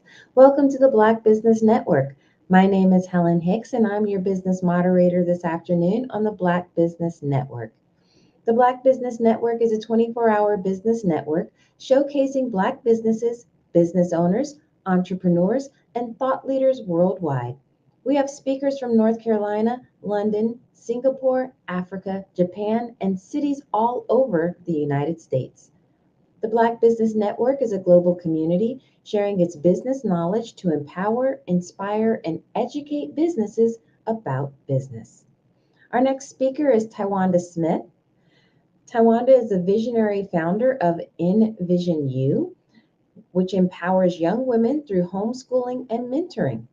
As a captivating speaker on women in leadership, inspiring positive change, she illuminates the boundless strength of women in influential roles, igniting positive transformations for generations to come. Join her on a journey of empowerment, and together let's shape a world where every woman's voice resonates with unwavering power and potential. I present to you Taiwanda Smith. Hi. Are you able to hear me? Yes, I can hear you. So All right. nice to meet you. Nice to meet you as well, Helen. Thank you so much for having me here on this platform, the Black Business Olympics. I'm very excited to share what I know about women in leadership, inspiring positive changes. I just want to let you know a little bit about myself. As was stated, my name is Tawanda Smith. I was born in Emporia, Virginia. I was raised in Stamford, Connecticut, and then I later relocated back here to Virginia. My husband and I, we founded Avodah Ministries, located here in Jarrett, Virginia, and we have a passion for global ministries and building people. We love to help people grow and to reach their full potential in whatever area of life that they are striving to prosper in. I'm also a devoted mother of 4. I have a daughter-in-law and 2 grandsons, and I also homeschool our 2 youngest children. Okay. And I do that while helping my husband manage our business, Envision You. So I want to tell you a little bit about Envision You. It is a health and wealth company where we offer natural sprays filled with vitamins and nutrients that assist in the areas of better sleep, energy, weight loss, vision, staying calm, rejuvenating the skin. All right, ladies, we want to keep that skin tight and looking young. So we have sprays that help with that too, from the inside out. And then also we have a spray that helps to reduce cravings for carbs and sugars. We also offer digital technology courses that deal with financial literacy, Turo, which is renting out cars that are not necessarily your own, Airbnb, NFTs, Web3 technology, Forex, crypto, and trading. This world is evolving quickly, and these courses make sure that we stay ahead of the game and in the know. I was watching a lot of the other presentations within the Black Business Olympics, and it's so great to have people who are knowledgeable in these different areas as this world is quickly advancing, and we want to stay ahead of the game and be in the know of what's going on. So as I stated a few minutes ago, I will be talking with you about women in leadership inspiring positive change. And I'm eternally grateful for the positive changes that have taken place in my life over the course of the years. I was not your least likely candidate to speak to anyone from a leadership perspective, and especially not as an entrepreneur. But now here I am, and my purpose in life is to empower and educate the masses to be the best version of themselves and to create a life of freedom. So women in leadership, we possess a diverse range of qualities, and that contributes to our effectiveness to lead, okay? So we're going to talk about a few of these qualities and how they help us in our leadership roles, whether it's in the home or in the marketplace or anywhere we go in business, entrepreneurship. We're going to talk about how these qualities help us in these leadership roles as women. I want to start with empathy, okay? Because as a leader, we need to be able to connect with people. Women tend to naturally be able to do that. We have a high level of empathy, and this helps us to understand and connect with people with emotions, with their needs, and the concerns that our team may bring to us. We usually learn this early on in life. I watch my daughter all the time as she plays with her plushies and she's dressing them. She's acting like she's their teacher. She tries to feed them. So she's actually like the little CEO of her family, which is what she calls them. And I watch her role play a lot. And as she's doing this, I see like her make the decisions for certain things that she wants her plushies to do. And we as women, we can connect with people and be able to guide them to what is best for them to do when we understand their emotions and their concerns. So like I said, I use that example with my daughter because I can see her assuming her leadership role. So that's something that's the nurturing that's inside of women, and we carry that over into leadership. And then there's also emotional intelligence, because women in general, we tend to demonstrate strong emotional intelligence. We are able to navigate through interpersonal relationships. We can resolve conflict, and we can create a positive work environment. For those of us who are mothers, as you know, you all know, I do homeschool. I'm also a stay-at-home mom. This is something that I do on a daily basis as far as resolving conflict and creating a positive workspace for my children, but also within my business as well with the team. If they come to me with a concern, I'm able to listen and then find out the best way to resolve that conflict, or even help them to find a way and come up with a solution to do that. And I always try to create a positive workspace for them where they will feel comfortable coming to me with any concerns that they may have. And for mothers, because I relate everything that I do to how I run my home as well. I believe that how you do anything is how you do everything. So my practice came from being a stay-at-home mom first. And then that helped me when I'm dealing, although I was dealing with children, now I'm dealing with adults, but I've learned to have the patience with people that is needed to help them grow into the position that they desire to be. And as leaders, we want to develop and inspire positive change all across the board. Anybody who we come in contact with, we should add value to their lives. I'm a very big person on the words, watching the words that we speak, because we want to bring value to the lives of people and uplift them and pull them up to who they are, who they were born to be. It doesn't matter what kind of trouble they may have run into in life. They're stepping into this role of life now as far as entrepreneurship and running their own business. So we want to be able to pull those qualities out of them. And besides empathy and emotional intelligence, there's also collaboration, learning how to work together. And women tend to be able to naturally be skilled at fostering collaboration and teamwork. Everybody can't foster teamwork. Some people prefer to work alone, but community is very important because we learn from one another. Okay. I always think about peer-to-peer interaction. There are some things that part of the team may not receive from the leader, but they may be able to learn it easier from another teammate. So as the leader, we know we need to learn how to foster great teamwork within the team. And when within my team, I have the mentality that there's no man that's left behind unless they desire to be. I will help you as long as you want to be helped, because it's good to identify the strengths of people and the weaknesses of people and help to strengthen the weak areas, but also place them into positions where their strengths can be utilized as well. And again, like I said, I relate this to motherhood. That's where I kind of base everything off of, is how I would handle things here in my home. And I try to handle them the same way across the board, even in my business, being fair with people, listening to people, having an understanding heart, but also being able to give direction and to bring structure where it is needed, that they can step into these roles in their business. All right. So even in dealing with motherhood, I know which child is good at what. And when we're within an organization, we should be able to figure out and see who is good at doing what within that organization. And like I said, help them in their weak areas, but also utilize their strengths.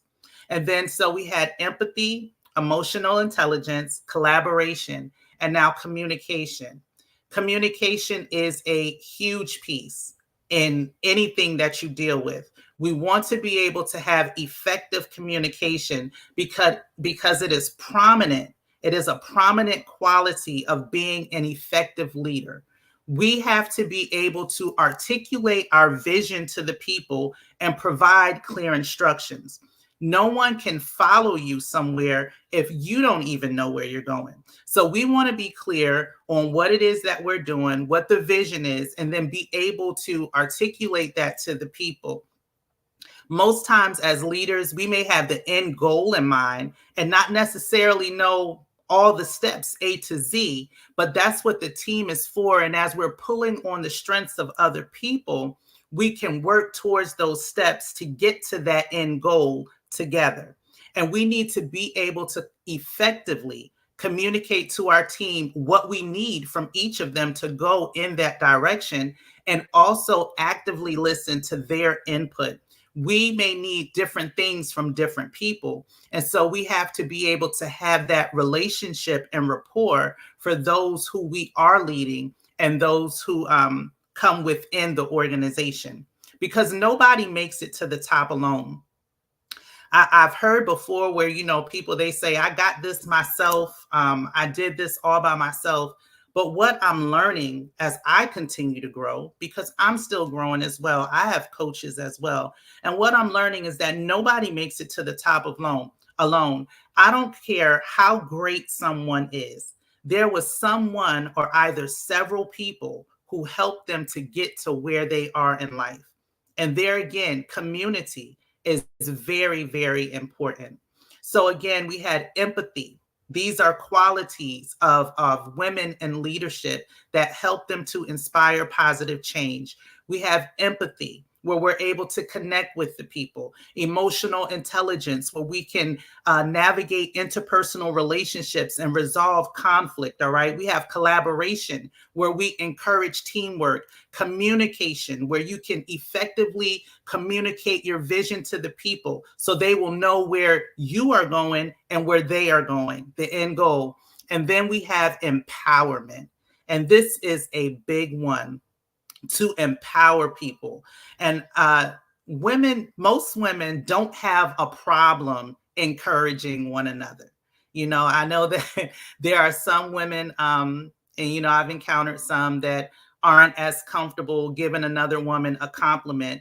But hey, most women do not have a problem. If they see a pretty dress, they'll tell her, girl, that dress looks good, or your hair is cute.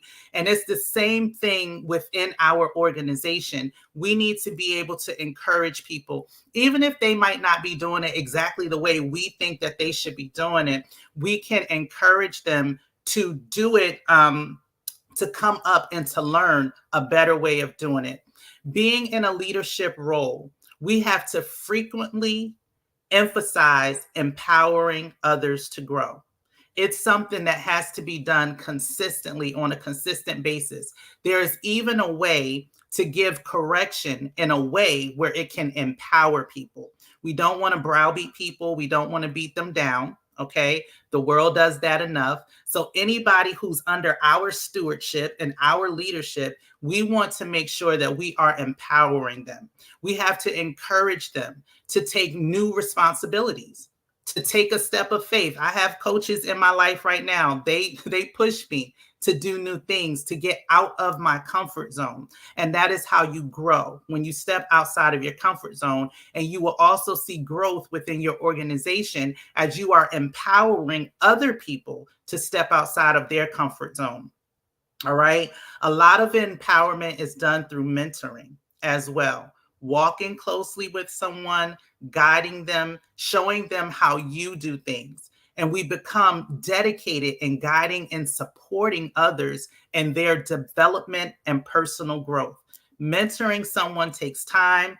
It means, and like I said in the previous qualities, listening to them, getting their input, seeing what they need help with, determining yourself what you see they may need help with, because sometimes they might not even know what they need help with, but you may see the potential there, and then you can pull that out, and it will help strengthen your organization as well, as you are empowering and pulling out these golden nuggets, these qualities within them. Some people have qualities within them that they don't even know is there until someone, remember, we can't do this alone. We can't get to the top alone until someone comes into their life who can identify that for them and say, look, you're good at this. You're good at this. Let's try this. And then they try it and they see that they're good at it.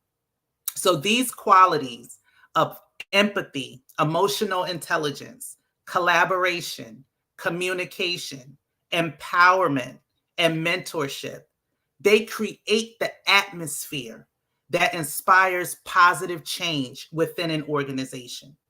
When you implement these qualities, which I say some come naturally to women, but we're talking about women in leadership. And when we implement these qualities, it creates the atmosphere for positive change within the organization. When we display these qualities, we are actually leading by example. Those who we are leading, they are watching us. They're watching to see how we handle conflict. They're watching to see how we handle life in general, how we handle success. They watch how we handle success. That's a big one as well. It's good to remain humble. Even when everything seems like it's up, up, up, still remain humble. You teach them humility, all right? Because we are being the change that we want to see in others. We display what we want to see in others, okay? And we demonstrate these positive behaviors, attitudes, and actions, and they inspire others to do the same. They inspire others to do the same. One of my coaches, he has a saying, and he says, I have to walk by faith that others may walk by sight. So there are some things sometimes, and I'm learning that we have to step out and do and lead by example so that other people can find the courage and the confidence to come up within their business the same way, to say that I can do this. I am well able. Sometimes it can be very discouraging when you're an entrepreneur. When you're running your business, it can be discouraging, but you have those people who you see that they get out and they continue to do it anyway. They continue to do it. And sometimes they do it afraid. And when your company, your organization sees these examples in your leadership, they come up and do the same thing. What I've learned is that no one wants to know how much you know until they know how much you care. And these qualities as a leader, they show people that you care about their positive change, you care about them being empowered, you care about them becoming the best version of themselves, all right? And in order to inspire these positive changes, we have to first be positive ourselves. So we have to, it's an internal thing that we have to do with ourselves as leaders, women in leadership. And then as they see the positivity within us, it inspires positive change within them. We want to be positive and patient with people. And you will see when you're positive and patient and you're empowering people, they will work to make sure that the vision comes to pass. You will find those who are very loyal, who will make sure that they are doing what they need to do to help the vision to come to pass. And even as I'm saying this right now, it's coming to mind too, that even within our organizations, our businesses, there are some people who they will develop visions of their own. And it's like it can kind of branch off from what you're doing. It can be an extension of what you're doing. So as you're training people and you're leading them, and then they may step out and start something, but it will still benefit your organization. So we have to take time to invest in people because we never know who we are investing in. They could be the next person to have one of the top global businesses in the world, and they would be connected to you because of your effective leadership. So these are some ways that we can inspire positive change as women in leadership. We can have constructive conversations with people and share our success stories. None of us started off as leaders. I know, we may have leadership qualities as we're growing up, and people say she was born a leader. I heard that a lot coming up. My life looked the total opposite for years, but I'm here now. And I'm grateful for that. So none of us started off as leaders. We had to grow into that position, and we're still growing into that position. So we need to be able to share those stories with the people, like I said, who are under our guidance and our stewardship. We share the success stories for them and how we got to where we are. We have to be willing to be transparent about our challenges that we may have faced, and even sometimes the challenges that we still face as we're running the business, so they can see how we handle conflict, how we handle these things, and then they see the outcome in the end of that. Because our value isn't what we know, but it's what we share with others. Our value doesn't come from us just storing up everything that we know, gaining all the knowledge, becoming fat with knowledge, if we don't share it with other people, so that we can see them blossom and grow as well. Because whether you know it or not, as a leader, as your team and your organization grows and blossoms, it helps you. it helps you. You get to sit back and see the investment and the fruit that it bears. Okay. So we have to be willing to be transparent. We have to encourage open dialogue and create an environment where different perspectives can be heard and understood. As I stated before, we can't do this by ourselves. So there are people within our team and our organization who we can get ideas from, who can help to make the vision come to pass of what it is that we have for our business. All right.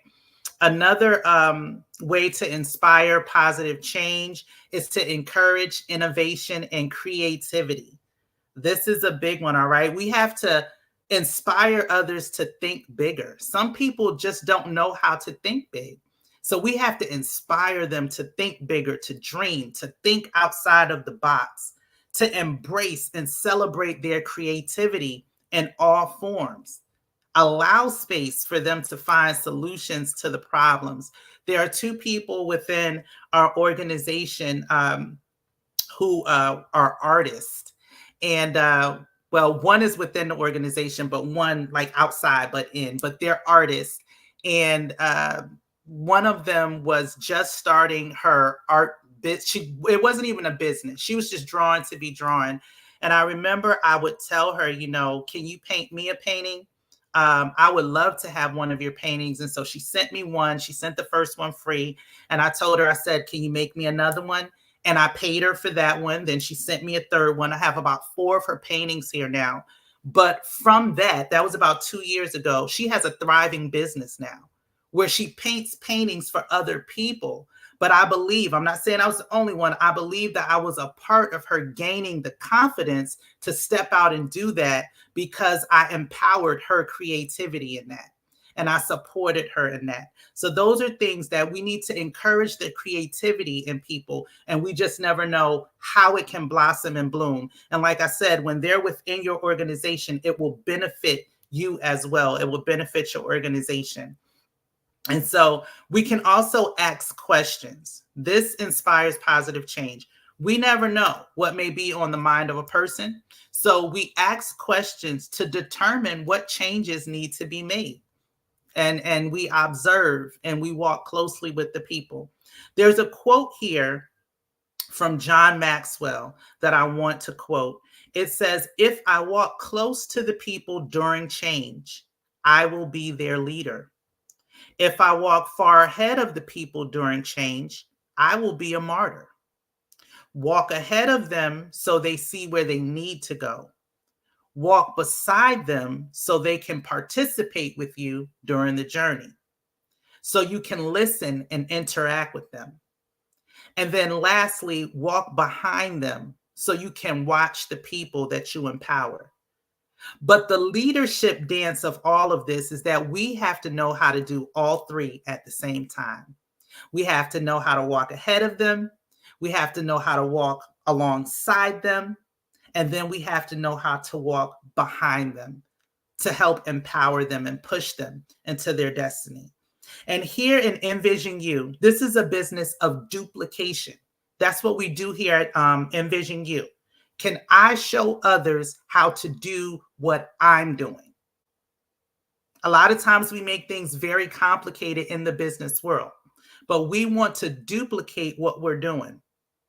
So can I show people what I'm doing to become successful in this business here at Envision You? And the answer is yes, I can.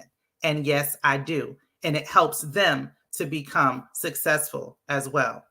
Great leaders don't just have people following them. Great leaders reproduce leaders. Great leaders don't just have people following them. They reproduce other leaders. And that's what we want to do within our organizations. We don't want to just have a bunch of yes men around. We do have people that may be with us, throughout the entire journey for the vision, but we want to see it grow and expand and for them to bring the best versions of themselves to it so that our businesses can prosper the way that they are designed to. And so I want to leave you with this. Women in leadership roles have the power to inspire positive change in so many areas. Women have so much to bring and to offer in any environment that we're in. As I stated in the beginning with the empathy, it comes naturally to us to be nurturers. And that is a big thing within the business arena of knowing when to nurture, when to correct, how to resolve conflict, how to encourage teamwork, how to bring things together. And these are things that women tend to naturally learn early on. Our diverse range of qualities contribute to the effectiveness that we have as leaders. All of us can lead in some capacity. Okay. All of us might not be at the top leader, but all of us have people that we are leading, whether we know it or not, because people are watching. People are looking at you, are looking at what you're doing, whether you're doing the right thing or the wrong thing. People are leading. So you are inspiring someone, whether you know it or not. And prayerfully, you are inspiring positive change. Okay. So when we inspire positive change, it has a significant impact on individuals, communities, and the entire world. That's something that we have to keep in mind. Our businesses may be located in one area, but it is impacting not just individuals, but communities.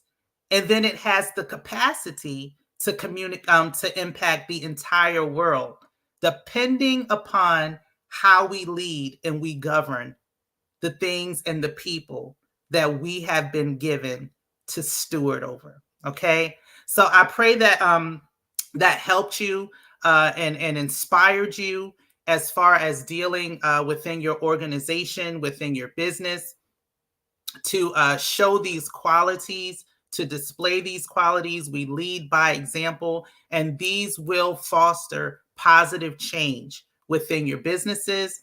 It will foster positive change within the community, and it will inspire positive change worldwide, global. Thank you so much for my time here.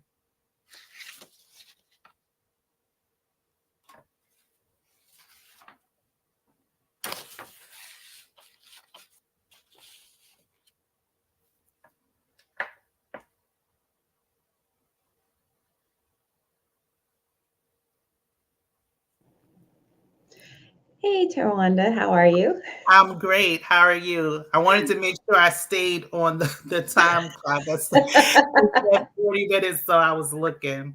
Yeah. You're very good about staying within that timeline. But let's see, what else would you like to share with anybody? I mean, you shared a lot of great content so far. I really appreciate hearing this from you, and I love what you're doing. I think this is definitely something we need to revive, within the Black community. I mean, everyone needs it, but I think especially within the Black community of just connecting with each other, helping each other, being that hand up instead of the foot down. So Definitely. definitely. So like, how can just not just business owners, because I think your message is global, in terms it has much application in so many different ways. So what about people who aren't necessarily business owners? What can they do to help kind of promote this movement and what you're saying? Well, if I may share, I know personally, my life, I got in a lot of trouble growing up. Not that I had to, but I did. And so when I see my life now compared to where it was, the changes came because I had positive people in my corner to speak positively into my life, but to also show me the way. I was saying here today that we have to be willing to get in the trenches with people and kind of show them how to come up. Some people don't. We can give them the books, we can give them the information, we can take them to the seminars, but some people you have to walk closely with and kind of pull them up, and then they begin to see the potential within themselves, and they become some of your best people to run with, because you have inspired in them and lit that spark that they say, hey, I am somebody. I can do this. I don't have to live this way. I can have my own business. I can run my home. I can be successful, and they begin to see that there's more to life than the bad stuff, if that makes sense. And so I have a passion really to bring people out of dark places and to help them to shine light, on what it is that they are good at so that they can prosper, because they are an attribute to the world. We all have something to offer here in this world. And so I like to see people, blossom into who they are and just shine bright in the world in whatever area, whether it's business, teaching, motherhood. I found my niche in motherhood. And then now I'm running the business Envision You with my husband.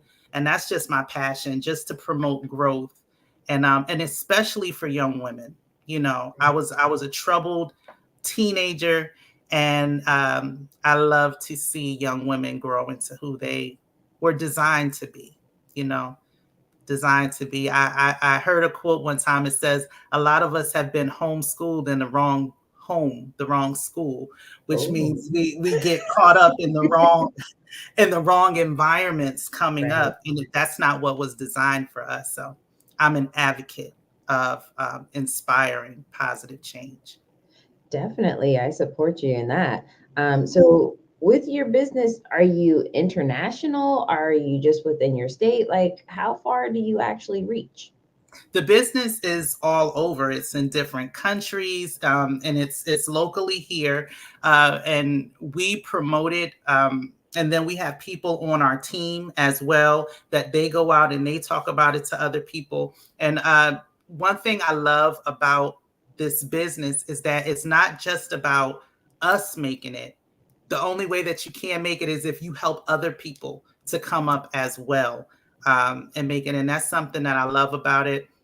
Phenomenal coaches within the business. The products and services are great, and very beneficial to the body. We need to take care of our bodies in this time. It's a lot going on out there. So, and it's all natural vitamins and nutrients and things like that. So we're just promoting it. And I look at it as we're helping people. And when you look at your business that way, it's not just a business. I want to help you. And this is one way that I can help you, is to offer you these services. So, yeah. Awesome. So, I mean, this type of work can definitely be very draining, for an individual. So what do you do to kind of just take care of you, regenerate, and get you prepared for another day, another week?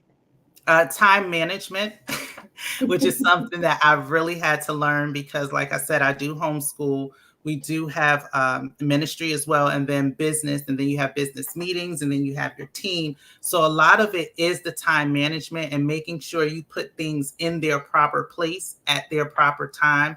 One tool that I was taught is to plan my day, write out what I want to do. Now, it doesn't always go according to plan, but at least I have the structure there. And that helps me not to become as drained, prioritizing what needs to go where.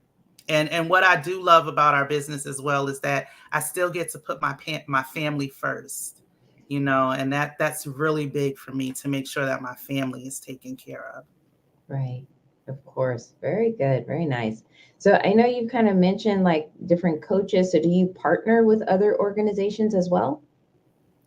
No, they are coaches within the business, and they are kind of what I would call my upline. If that makes sense. They have gone this way before, and so they are coaching me and how to get to where they are, basically. And also teaching me to coach others so that we can all come up together. Okay. So was it difficult for you to kind of get started within this? Did it just start as a passion and then just kind of overflowed into a business, or how did that happen for you? Well, in all honesty, I had no interest to do this, because I felt like my plate was already full. But my husband, he entered into it, and I love to support him and whatever he does. And as I would listen in on the business calls and what it was about, the vision really caught me, because it's about helping people. Their goal is to reach 1 billion people and help them, to become the best version of themselves. So I would overhear by default. And then I said, that's something that I want to do. And so I started getting in on it. And what I love about it as well, like I said, the leadership within it helps to train you in all areas of life. Although we talk about business, and of course, money is involved. Money helps, money answers all things, but it's not just about the money. It helps you as an individual and life as well. So, and that's what I promote to people, when I tell them about the business, I'm like, we want to have something for ourselves and a legacy to leave our children. And that's what everybody in the world, we should want to be able to have something. We are supposed to be entrepreneurs. We are supposed to be business people and be the answer to the problems here in the world. When people have stuff going on, they should be able to come to us and get the answers that they need. So I just see that we are being put in the position to be solutions. That's what I see happening. Awesome. So lastly, can you leave the audience with a way to contact you? Yes, thank you, Helen. My name is Tawanda Smith again.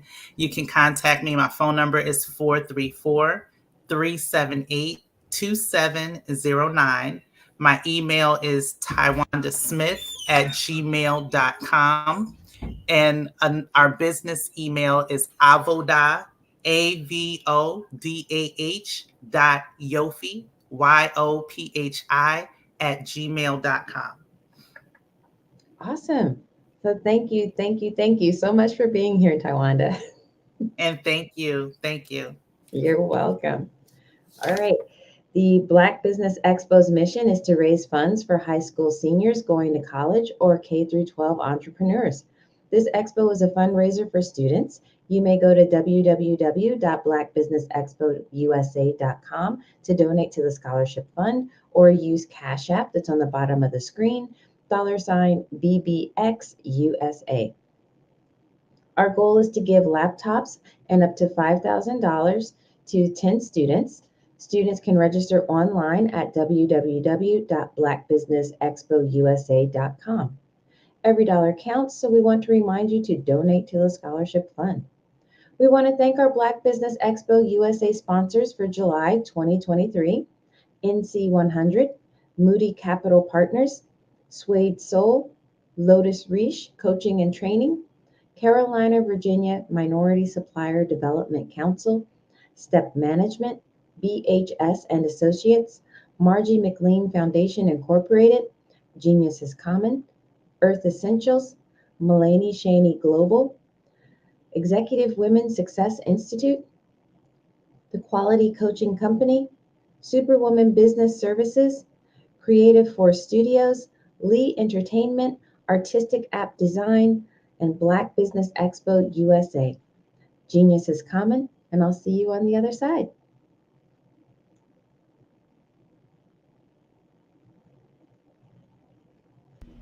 Why do I do what I do?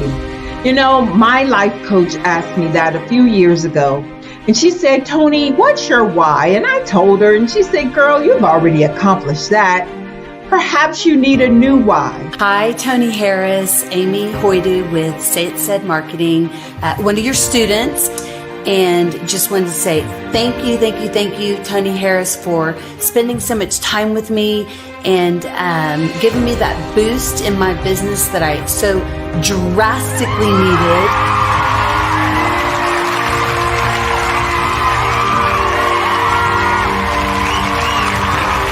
My why is to touch, move, and inspire my clients to take drastic steps to be better than they were before they met me. I'm a resource. I'm a connector. I want to help people build deeper relationships that are beneficial to their life and business. That's what I do best. So, first thing you got to do is show up. And speaking is a way to magnetically attract your ideal client to you. How many of you use social media that way? Absolutely, and this is how you look to the world. Drastic steps are the steps that are needed to be successful. And my business is drastic denotes a mindset. Getting out of your comfort zone. Doing something that you don't necessarily feel comfortable doing, want to do, but you know it's a necessary step to be successful in your business. I get the most satisfaction when I see my connections flourishing into relationships long after I am gone. Hi, my name is Jasmine Augustine with Media Jasmine, and I've joined several networking and referral groups in the area. And Network in Action Northeast Houston with Tony Harris Taylor is one of the best organizations that I've joined. I love that piece of what I do, and it is what fuels my fire.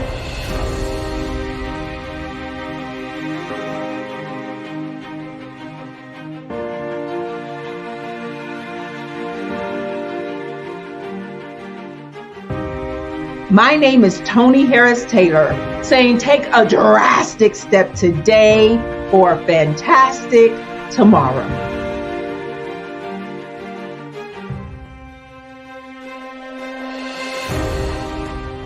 Phenomenal Tanya T. Wise, who is here from the great state of Maryland. Tanya, welcome and thank you for being with us today. Can you indulge our audience a little bit and tell them just a little bit more about who you are and what it is that you do? Well, I love being able to talk to people and have a magnetic attitude, being able to just show them. So I always like to say, level up is Coach at Tanya T. Wise here.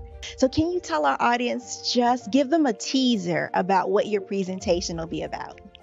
So my philosophy is that we should all be living our dream life. So tomorrow I'm going to talk about how you start living your dream life. What are some of the things that you thought about in your childhood that you just kind of let go and dormant? Wow. And I want to reignite that and just give you some pointers and some tips, some tools, some strategies to be able to start living your best life now. And guess what, Wanda?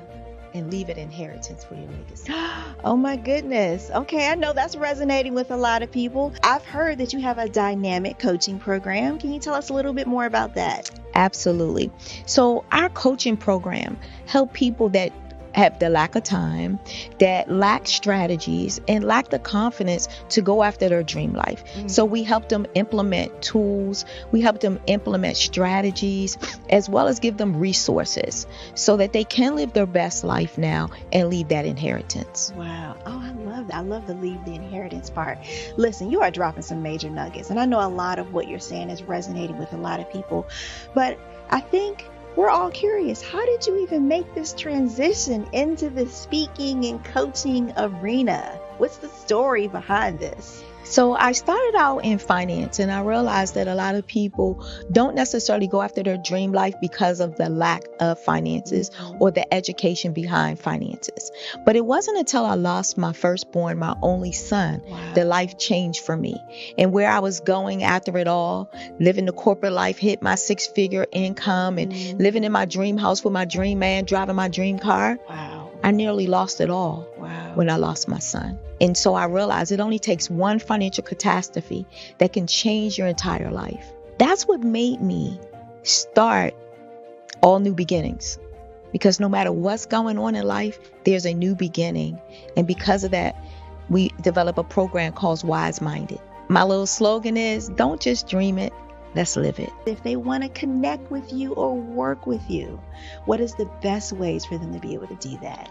Well, for my social media guru, you can connect with me on every single social media platform as Tanya T. Wise.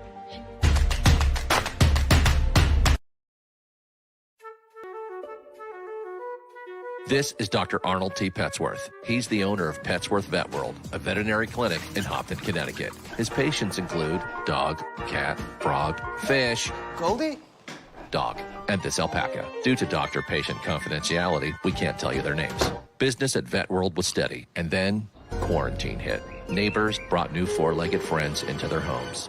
Bunnies. Bunnies everywhere. Dr. Petsworth welcomed these new patients with open arms. The only problem? There were more appointments than he could manage. That's when Dr. Petsworth turned to his American Express business card, which offers spending potential that's built for his changing business needs. He decided to hire a new assistant, Julio, and with spending power built for business purchases, he used his card to furnish a new exam room. Together, Dr. Petsworth, Julio, and American Express Business made sure all the pets of Hopton got the love and care they deserve. And everyone was happy. Get the card built for business by American Express.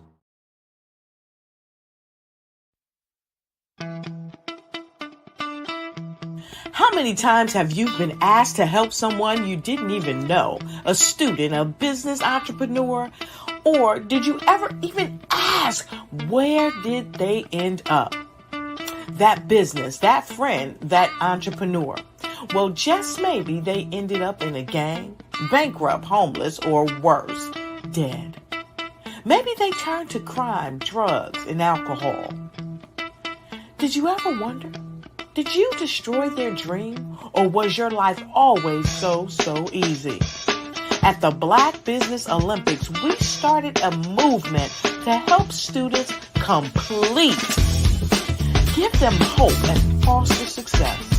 Help them to leave their dreams of providing laptops, computers, and up to $5,000 in scholarship funds. Today, we ask you to help a student, a business owner, or an entrepreneur to realize their dream by sponsoring them, supporting them, and buying from them. Consider this. With $1.6 trillion in our Black community, we only ask for a small donation for our students, our businesses, and our entrepreneurs. And you can change a life today. So I ask you, what are you going to do? Sit on the sideline and watch our students in high school be losers, miss out on their dream from lack of resources? Or are you going to donate to the movement and change their future and yours as well? Give us a call today at 919-308-9090. Change their life by investing with action to the Black Business Olympic Fund. The Black Business Olympics, one of the largest business showcases of Black business in the history of the world.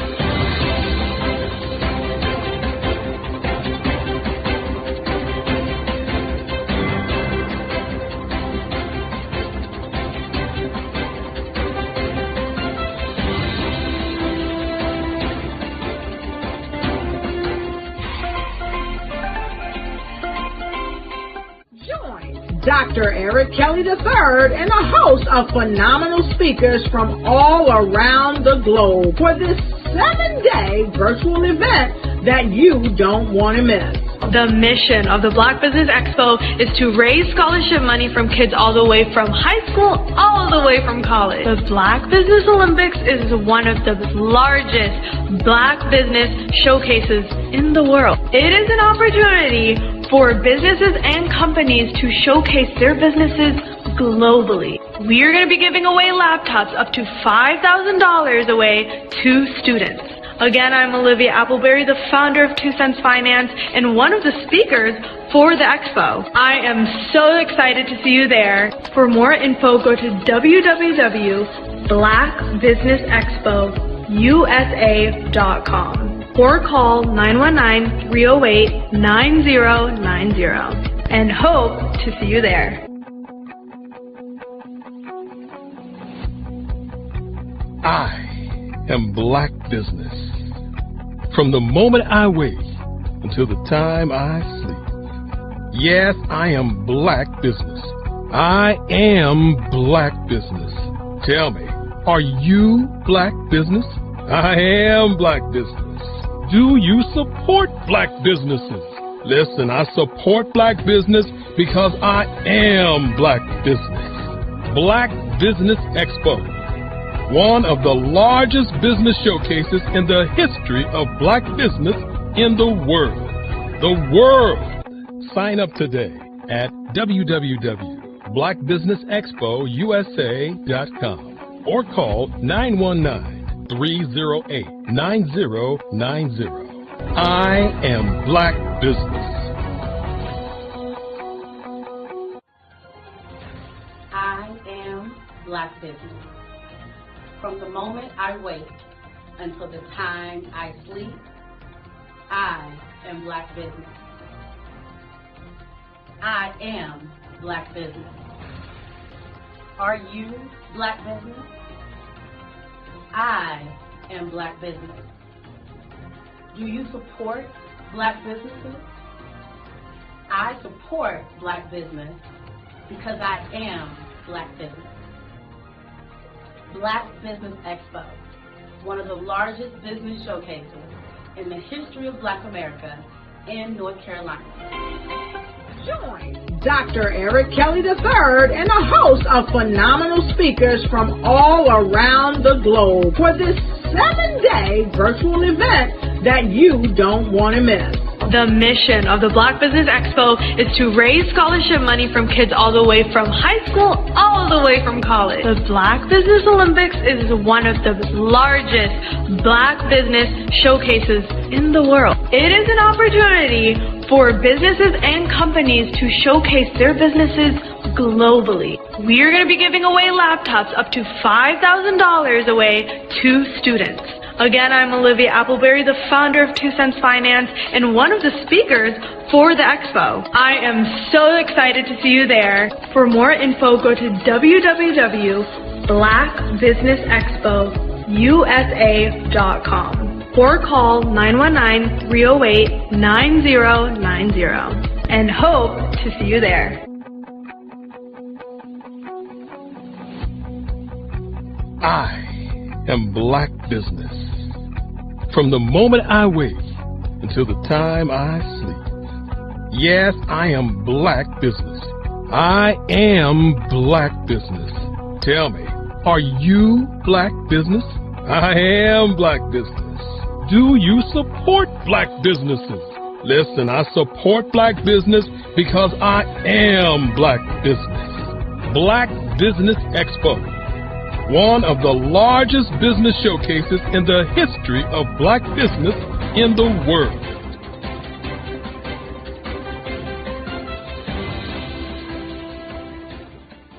Over the past few years, we've seen the growth of existing and new initiatives focused on financial inclusion, building global networks, and reducing the wealth gap in response to the idea there's not enough seats at the table.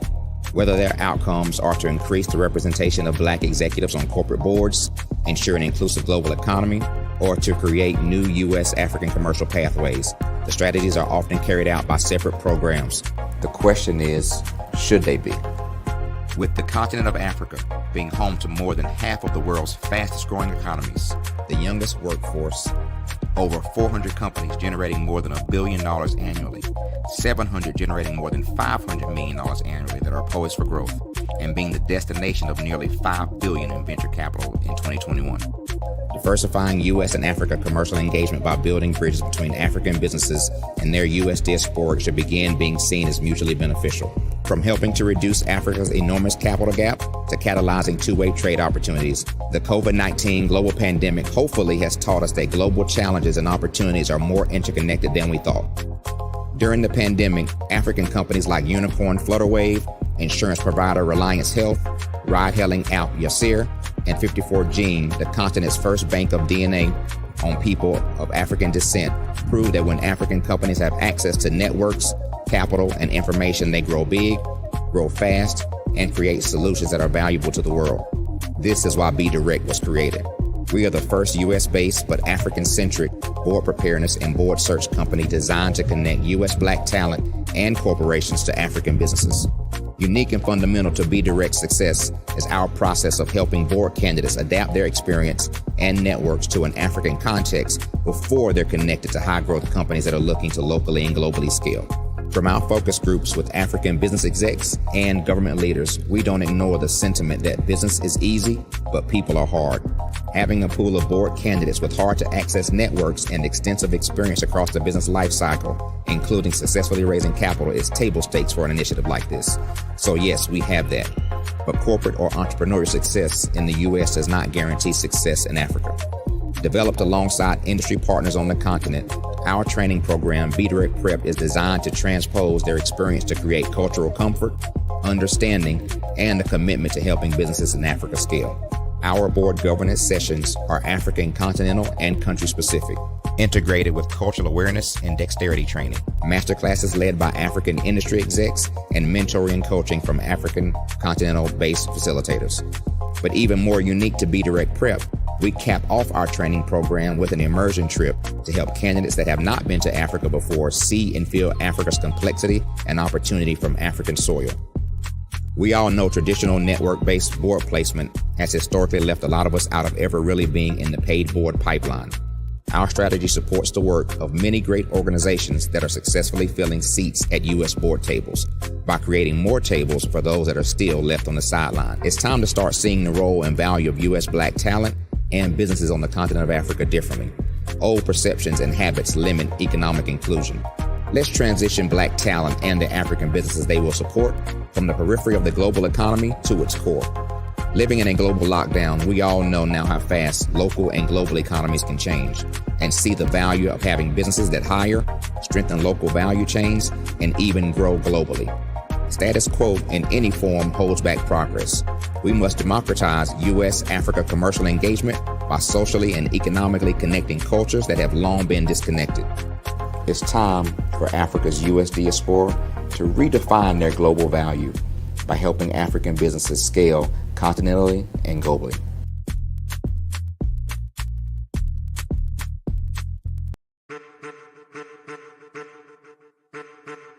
I am a child of the Most High God.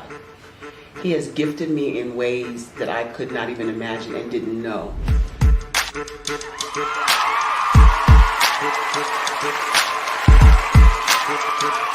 There was a time when I didn't know who I was. I listened to other people tell me who I should be, what I should do. I listened to people telling me that I should be a boutique owner, that I should be a construction manager, that I should be a laborer. Have you ever felt like you should do something else, be something else, go somewhere else, be wherever you wanted to be, and you felt like you were in a box? Anybody in the room? And you couldn't get out? Anybody in the room? And you kept trying to go and you couldn't get out? Anybody in the room? But let me tell you, you need to rock the box. Rock the box.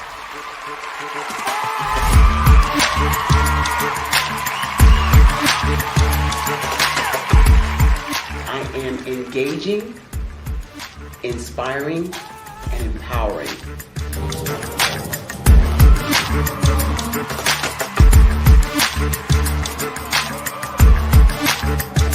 I would give you everything I know.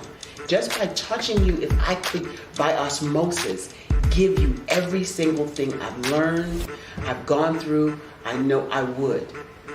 We know that's not possible, but as it is possible, I love to share information with people. Some of you out there, people have told you that you can't be, you can't have, you can't do.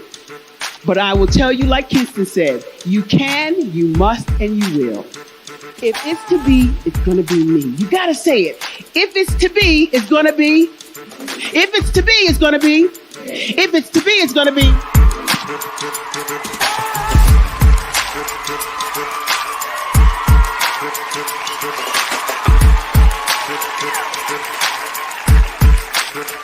Barbara is because she believed what her mama said about her and not what other people told her. Every day you wake up, when you're in a situation, it's your choice whether it's an advantage or the disadvantage. She gained her confidence and her life, and now she is a testimony. If I can help you elevate yourself, then I feel like I'm elevating my own self as well. What you know and I know together can change the world.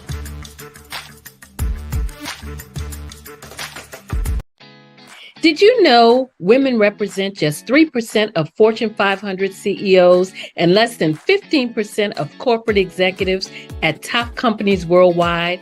Have you wondered what the secrets are to getting into the top ranks, whether in the private or public sector? Do you want to figure out how to stop being held back in your career or passed over for promotion? Then you're in the right place. Hi, I'm Dr. Madeline Ann Lewis, President and CEO of the Executive Women's Success Institute. I have decades of experience in the military, the federal government, and corporate America, and my mission is to help women succeed and tap into their full potential. I want to reach 1 million plus women around the world to become the leaders they are meant to be. So if you want to move into a management or executive level position, or maybe you are a female veteran transitioning out of the military into business entrepreneurship, then reach out to the Executive Women's Success Institute at 301-693-3284. Let us get you on the fast track to success.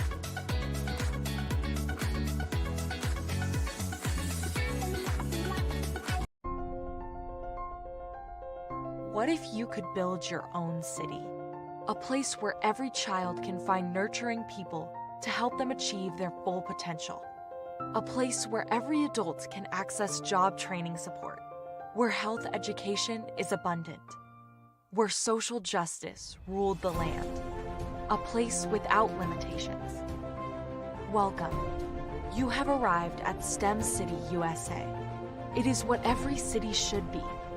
A safe and trusted community where you find people and resources to help you become everything you are and beyond. STEM City is unlike anything you have ever experienced. It is a digital twin of the world around you, only better. STEM City is about energy and soul renewal.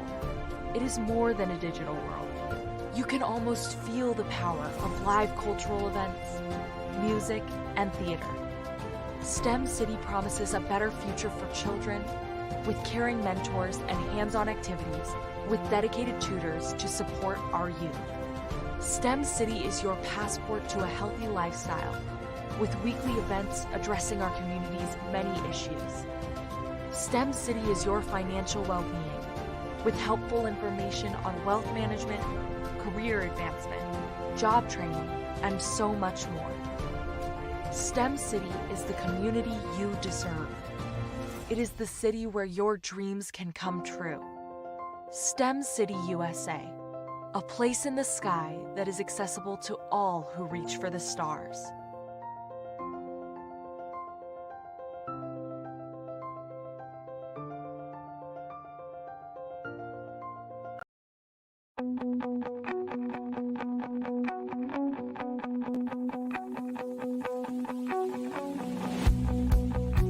I am Black business. From the moment I wake until the time I sleep. Yes, I am Black business. I am Black business. Tell me, are you Black business? I am Black business. Do you support Black businesses? Listen, I support Black business because I am Black business. Black Business Expo, one of the largest business showcases in the history of Black business in the world. The world! Sign up today at www.blackbusinessexpousa.com or call 919-308-9090. I am Black business.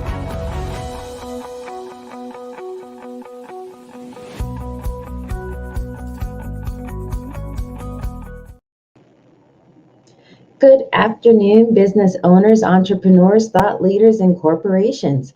Welcome to the Black Business Network. My name is Helen Hicks, and I'm your business moderator this afternoon on the Black Business Network.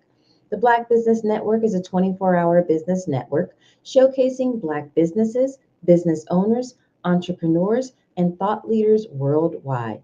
We have speakers from North Carolina, London, Singapore, Africa, Japan, and cities all over the United States. The Black Business Network is a global community sharing its business knowledge to empower, inspire, and educate businesses about business.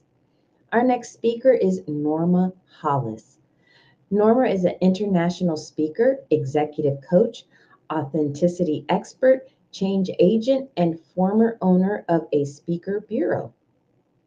She is also the author of Blueprint for Engagement, Authentic Leadership, 10 Steps to Authenticity, and the Process to Become a Professional Speaker, as well as a multiple online classes and programs designed to help people rediscover their authentic self. I present to you Norma Hollis. Thank you, Helen. I appreciate your introduction, and it's You're great to very- be with you. Nice meeting you. You're very welcome. Genius is common, and I will see you on the other side.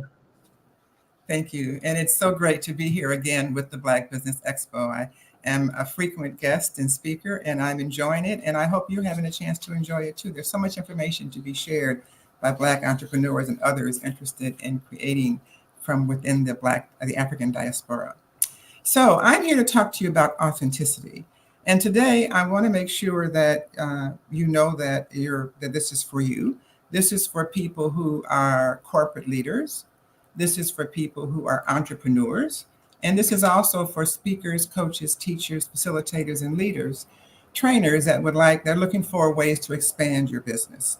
I'm going to talk to you about authenticity and kind of where it's going. Today, from a business perspective, I've talked before many times from a personal perspective. Authenticity relates to us as individuals, to our companies, and also to the places where we work. So I want to talk a little bit about the history of corporate and where it's at now and why it's so important that corporations and businesses get aligned with the whole idea of authenticity. So if you go back to our corporate environment, back to maybe the late 1800s, which is when everything kind of changed in the corporate world. That is when we transitioned from making everything ourselves.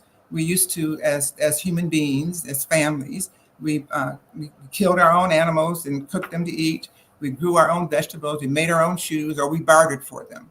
But then what happened in the late 1800s is the assembly line was developed.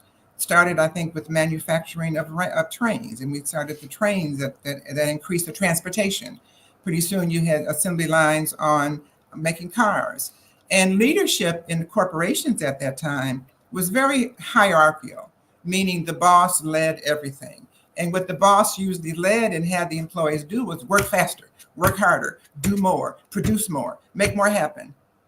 I bet you hear a lot of that now, because it's still going on. Even though life and the world and people have changed, a lot of companies are still doing business and leadership in the same way. It took a long time to change because the industrial age assembly line was the way of doing business. And it actually made a major change in the information age, which was not that long ago. That was around 1970s, 80s, when the computer, computers, for those of you that are younger may not know this, but they used to have big rooms, and the computer was in a big air-conditioned room because it had to stay cool. It's nothing like the phones and the little itty-bitty computers that we use now. But the growth has been phenomenal. But that was the information age. The information age went quick. And during the information age, the boss's attitude was different than just make it faster. The boss's attitude was when you brought the boss a problem, the boss would say to you, well, there's so much information on the internet. See if you can find the answer. Find the answer and bring it to me, and then I'll tell you what to do. And that's kind of was the next phase of the way business was run in the information age. But then we moved, as we are now, deeply into the empowerment age. And the empowerment age is when the employee brings a problem to the boss, and the boss says, well, you go get the information, and you tell me how you figure out how to solve it. So he's empowering you, empowering the employees to do something. Now, the empowerment age was very prominent, very evident during COVID, because so many people were empowered to get the heck out of the jobs they were in. Maybe you were one of them. Maybe that's when you started your own company. Maybe that's when you realized that, this 9 to 5 or whatever, this workaday world that doesn't give me much time at all for my own life is not really how I want to spend my time on this planet. People were leaving. You might have heard the term of the Great Resignation. People were leaving and are leaving corporate America at the numbers of about 4 million people a month, every month. It was less than that in COVID. It was 3.87 a month. And then in COVID, after COVID, it went up to 4.5 million. And it's still teetering somewhere around 4 million people a month. Now, it doesn't mean that they're leaving and just not working or leaving to go into entrepreneurship. Some are just leaving to go to different jobs, but they're making shifts. And they're making those shifts because there's a need for a big change in corporate America, particularly now as we're moving in two different directions now. One direction we're moving in that you're very familiar with is artificial intelligence. And the big question is, what happens to the human being, especially the human being who had the more regular, repetitive jobs, the essential workers? Much of that is being taken over by artificial intelligence. It's been a while since we've had phone operators were no longer existing. Some of you may not even know that there were phone operators. You used to call 911 or 411 and you could have someone answer you and they'd look up the number for you. That's way old news. Now, you don't even need people. You just have automation. So what happened to people that had those jobs? And what happens to the ones that don't have the ability to be leaders or to be bosses, but need the more essential type worker jobs? What happens to them as we go more into artificial intelligence? And then the other side of the fence is from an evolutionary part. As far as human evolution, we are evolving as humans. We are called Homo sapiens. We've been called Homo sapiens for a long time, but we are moving into another phase. As a matter of fact, they say that the next frontier of humanity is consciousness, to understand how consciousness works. And this is a very dominant field. As a matter of fact, I talked to a former executive from a major phone company who shared with me that 20, 30 years ago, he was in a room where they had conversation about what are we going to do in the future when consciousness causes us to communicate with telepathy, and we won't even need phones anymore. That's the direction we're going. So for those of you who are young enough to be able to expect several decades on the planet to see how this transpires, because it's going to happen fast. The industrial age took over a century to transform from there to the information age. The information age took only a few decades. The empowerment age is moving even faster. It's all going a lot faster now. So what role are you going to play in helping this transition as we move out of the intellectual thinking and focus that we've had so much and moving more into the consciousness and heartfelt thinking?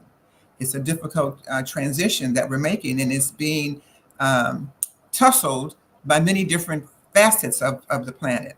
But the challenge is with evolution, because just as humanity is evolving from Homo sapiens to Homo luminous, from a lot more awareness to consciousness, the society itself is doing its own evolution. That's what's getting us to artificial intelligence. And it's going to be interesting how the two either integrate or collide in the future. So what that means is that we kind of have to take a stand. We've always needed to take a stand, but we haven't always realized that. If you don't take a stand, then you're falling into whatever the society is saying just by default. So my role today is to help you decide to take a stand, and take a stand towards authenticity. Our authenticity is who we are as individuals when we first come on the planet. If you have young children, have had young children, and you watch them in their very early years, before 5, and certainly between 2 and 3 particularly, you really get to see who they are and what their gifts and talents are, and what God gave them to use while they're on the planet. But yet, when they get into kindergarten, first grade, high school, and on, their gifts and talents are often stripped from them in deference for what's going to make you money when you get older. But in reality, the way society is going with so much artificial intelligence, and that's artificial intelligence taking over, it's the gifts and talents that are going to be important. That's what's going to be the distinguishing factor between people who have success and those who don't, and people who are living a happy life and those who aren't. So how does all that apply to corporate America? I remember when I owned my speaker bureau, I had a lot of people come to me and say to me, Norma, can you help me find myself as a speaker? Because I lost myself when I worked in corporate America for the last 10, 20, or 30 years. Because corporate America almost forces you to adapt the culture and the environment that they offer, whether or not it is aligned with you. Thus, people are leaving at the rate of 4 million a month. You don't want that in your company. You don't want that if you are a leader, a manager, or otherwise in a significant role in your company. You don't even want that in your own life. You want to be aligned with your authenticity, with the things that you're about and the things that you are bringing to the planet. That's where workplace authenticity comes in. Workplace authenticity started with a conversation about authentic leadership. Authentic leadership came out around 2007 or so. That's when I wrote my first book called 10 Steps to Authenticity. And that's also when a couple of guys wrote a book that was very popular. It was published by Harvard, had a lot more leverage than I self-published my book. We were saying a lot of the same things. And then I've watched to see how this has grown from 2007 to now 2023, and authenticity has become even more important. There's also a gentleman named Michael Drew who wrote a book shortly after that time, and he did a lot of research on human nature, and he studied it for 3,000 years and shared how we as a society spent about 40 years in changing in a pendulum that moves from side to side. We spend 40 years focused on me and how great I am, and then that phases out, and then we focus on we and how great we are. And this authenticity conversation that I'm in with you today is right smack dab in the middle of the 40-year focus on authenticity. That's why you hear it so much. You also hear it a lot because inauthenticity is a very popular word. But workplace authenticity has come right smack in the middle of this conversation of authenticity. And I'm really happy because I've been preparing for it. I have decided to lead my life following my inner voice. And here we are at a time when authenticity is so predominant in the conversation. And I have an entire program. People are talking around it in the workplace, but they don't know how to accomplish it in the workplace. And that's what I'm here to talk to you about today, how to accomplish authenticity in the workplace. And I want to talk about the program that I offer, which is called ROA, which means Return on Authenticity, because ROA increases ROI. So from the research that I've done and the work that I have produced and the information I want to share with you, there are 3 aspects of workplace authenticity that my company focuses on and represents the challenges that companies are having in the workplace today. The first one clearly is retention, because people are leaving in droves, 4 million a month. I read something in 2014. I wrote about this quite a bit, workplace authenticity, without having that name for it. And many other people were writing about it also without that name. And one thing that I remember very clearly that they said is that companies in the future that don't have a soul will not survive. That's kind of what workplace authenticity is. It means giving your organization a soul. What is the soul of the people in the organization? And how does that create the soul of the organization? And then it's much easier for you to identify where you want to work because you do or you do not resonate with the soul of that organization. That's how an organization acquires more retention, by recognizing what its soul is and bringing some soulfulness into it. You know, they say we as African Americans are very soulful. We're so soulful that they like to imitate everything that we create. So there's something to that soulfulness. So there's something to organizations having a soul. Having a soul is what brings the retention. And part of having that soul is having people in the organization whose soul you respect. So how do you respect a person's soul, an employee's soul? You recognize and honor and utilize to the best possible ability that person's natural gifts and talents. We're all born with natural gifts and talents. They get stripped of us, as I mentioned earlier, in our very younger years as early as preschool years, when we're so happy that we learned we can sing, because we sang in preschool and everybody loved it. And we came home and sang for our parents, and all we got was, be quiet, I'm cooking, I'm tired, go watch TV. And that's how we step away from our gifts. So that's a hint for those of you who have young children to honor their gifts and let them flourish. And that's a hint for those of you also who are leaders and managers and entrepreneurs to bring out the gifts of your employees. When I hire people, I hire them a lot for the value that they bring, not just for their skills, but I also examine, what are your gifts and talents?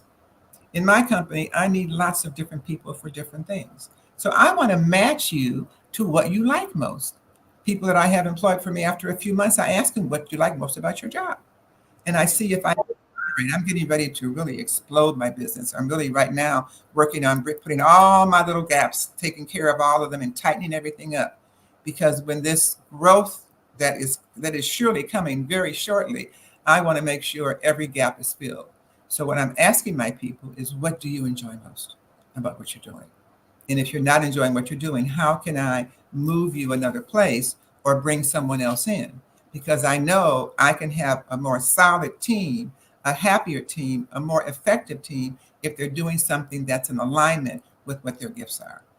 That, again, is what it means by workplace authenticity. Another thing it means is engagement.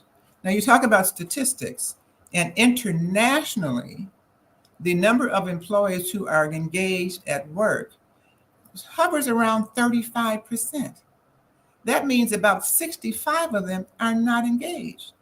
They're coming to work to put their time in to get a paycheck.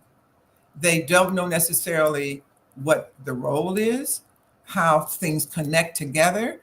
They don't take the initiative to go deeper. They just do the minimal amount of work necessary to get the work done. That is not the way to grow a business. That is not the way to have a soul of your organization. These are things that take into workplace authenticity. Now, you see behind me my authenticity grid. I've explained this many times when I've spoken on here on the individual side, but I also apply this grid to workplace, to corporations. And from a corporate perspective, where you see inner voice over here, the inner voice is, for an individual, is a voice that no one hears but you. For a corporation, for a business, the inner voice is the employees and how they are treated and what they say about you, what they do while they're in your company, and how you listen to them and how you reward them and how you acknowledge and respect them. From an authenticity individual perspective, the outer voice, which is the middle one, I think you can see that there, has to do with how others perceive you. When you walk into a room, people make an immediate impression about who you are. They don't know a thing about your inner voice. They just assume from what they see.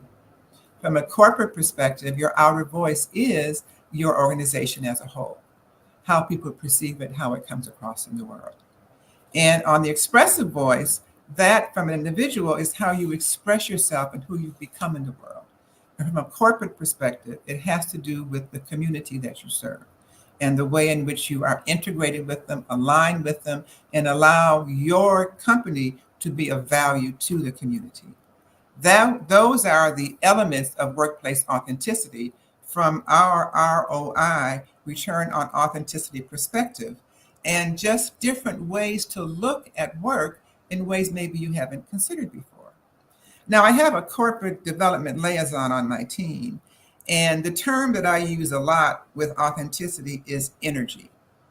Because what the workplace authenticity program that I've developed is about is helping corporations recognize the energy of the people who work with them. Now, my corporate development liaison, Jay, said to me, well, corporates don't use the word energy. Well, my response is, maybe they should, because that's what I want to help them understand. Individuals that work for you bring their energy to the workplace. So how do you feel when your energy sucks? How do you feel when you've had an argument with your child, your parent, your spouse, significant other, your friend, whomever, that is still weighing on you? And maybe you could not even sleep well. You're wondering, what did I do wrong? You're upset because of what they did. You're just confused. Whatever it is, you're bringing a certain energy with you to the workplace. Now, let me ask you this. Where did you learn in your growth journey how to handle your energy? Who taught you who you are? Your answer is probably no one, really, not formally. Some of you may say your parents. Some may say other elders. Some may say the bullies in the playground. But every one of those perspectives came from their own perspective. They told you who you are from how they experience life, from what they're going through, from maybe how they may have known you before. That's not who you are now, and it's certainly not where you're going. So I ask you, how well do you know you? How much time have you taken to understand you? How much time have you taken to assess whether or not the values that you're living are truly your values? Maybe they're still the values of your parents. Not that those values were wrong, but as an adult yourself, it's your job to examine your values and align them with who you truly are. Keep that part of your parents' values at work. Let go of the ones that don't serve you. Know what your values are by yourself. Now, that applies for your organization as well. What you want to make sure is that the values that you have established for your company, the values for the company you work with, are the values that are shared by the people who work in the company. Conflict happens when you don't share values. Conflict happens when you don't understand energy and don't know how to modify your energy to adapt to the energy that's there. These are different ways of finding your authenticity, of adapting to it, of creating authenticity in your workplace, of making authenticity work for you, of integrating all the elements in your company, integrating it with the people, and making sure they're all aligned and going in the same direction. When people and things and activities and organizations are not aligned, everyone's going in a different direction, which means you can't create success. So what my programs do, and what I encourage you to consider doing, is taking an assessment and seeing whether or not the energies and the goals and the strategies and the visions and the people who work for you are all going in the same direction. When they're not, you cannot be successful. When they're not, it means you have to change positions or change people. I'm in the process of doing that now. I have a virtual assistant that I had high hopes for to change things around. And I just realized yesterday that she does not have the capacity to expand in the way that I need her to expand. So, gotta go. Nothing personal, but my responsibility is to make sure I get authenticity in the world. My responsibility is beyond this one person who's working for me. My responsibility extends to my commitment that I made when I came on the planet, to use my gifts and talents in a way to make a difference in the world. What about you? Are you here and working to make a difference? I know most of you are, because that's what we do a lot as Black people, but often we get misled and misdirected by others who are trying to guide us to a different way of living our lives and looking at our lives. I encourage you to stay in the roots of our Africanism, our African background, our African spirit, and our collective desire to make a difference in the world, to right the wrongs, to make it better. That's why we become entrepreneurs in many cases, rather than continuing to be full-time employees. And I encourage you also to help your employees get aligned with their authenticity. Imagine a company where everybody is aligned, where everybody's values are similarly shared, where everybody shares a passion to make a difference in the same way, and they're excited about the work that they do, and they're doing that work with you. That's what I'm finding unfolding in my own company. Now, it hasn't been easy. And even though I talk about authenticity, I have violated my own authenticity from time to time. It's very easy to get caught up in the life, in the bills, in the debt, in the work, in the people, and all the things we have to do to make life work. But it works a lot better when you have that alignment and you have that authenticity. So I encourage you to take an assessment of yourself and your organization. Ask yourself, are you listening to and following your inner voice? Are you following the voice that's guiding you? Do you recognize that voice? Have you a partnership with that voice? Have you created a way to communicate so that you have checks and balances to know if you're listening properly and following properly? and now apply it to your organization. Are you really listening to your employees? Do you hear them when they say something's not working? Especially your frontline employees. Those are the ones who really have the greatest knowledge about what's going on. If you want true authenticity, you have a vehicle, a formula, a method to get feedback from your frontline employees. It's not necessarily always going through the chain. Sometimes you need to be in front of them yourself if you're the owner or leader, because sometimes your middle people might change the story a bit to meet their needs and to cover themselves. You have to do your own investigation. You have to do your own assessment. Does your company know your values? Does your company understand what it is you're really attempting to achieve? Do the words you have on the walls, are they aligned with what the people say in the halls? Is there alignment? Is there a value that you all share? I've asked the question many times when I go speak to groups, if they can think of one value that as a society we all agree on. Nobody can answer that. Nobody can find one, because human traffickers always get in the way of any value that we talk about. But in your organization, you can do that. You can have a primary value that you believe that you establish rather, is the value of your organization. And then hire based on value. Value first, skill second. Skills are a dime a dozen in many places, in many ways, unless they're really highly, highly specialized. But values are not necessary. And you want to know that the values of the people you hire are aligned with your values and the values of your company and the values you aspire to. And then when it comes to inspiration, at the bottom of the inner voice, are you inspiring your employees? How do you tell them thank you? How do you tell them great job done? How do you keep them inspired so that they can be engaged and be excited about working with you and not even think about retention? Whether it's because they want to grow, make a way they can grow with you, find out what they bring to the table, maybe things you don't know about them that could be valuable to your company's growth. All because you know how much it takes to bring somebody else in. Find the ones you have there and go deeper into what they bring to the table and see how you can manipulate and manage their energy and their skills to better suit what your goals are and your values for your company. Now, on the outer voice side, we talk first about, I'll move over a little so you can see what the words are here. The net wellness has to do with balance and the overall health of you as an individual. You know, your individual health counts a lot to your ability to be attentive to your role as a CEO, as an entrepreneur, as a leader in your organization, as a parent even. So when you're not healthy, that's going to draw you down, draw out your energy. And we talked about how important energy is. You want your energy to be as high as possible. And that wellness has to do with longevity and energy. So likewise for your company. What's the energy of your company? Do people come in excited to be there? Or are they coming in grumpy and not knowing how to get past the grumpiness and not knowing how to get involved and engaged in your organization? In the middle, network is the connection with people.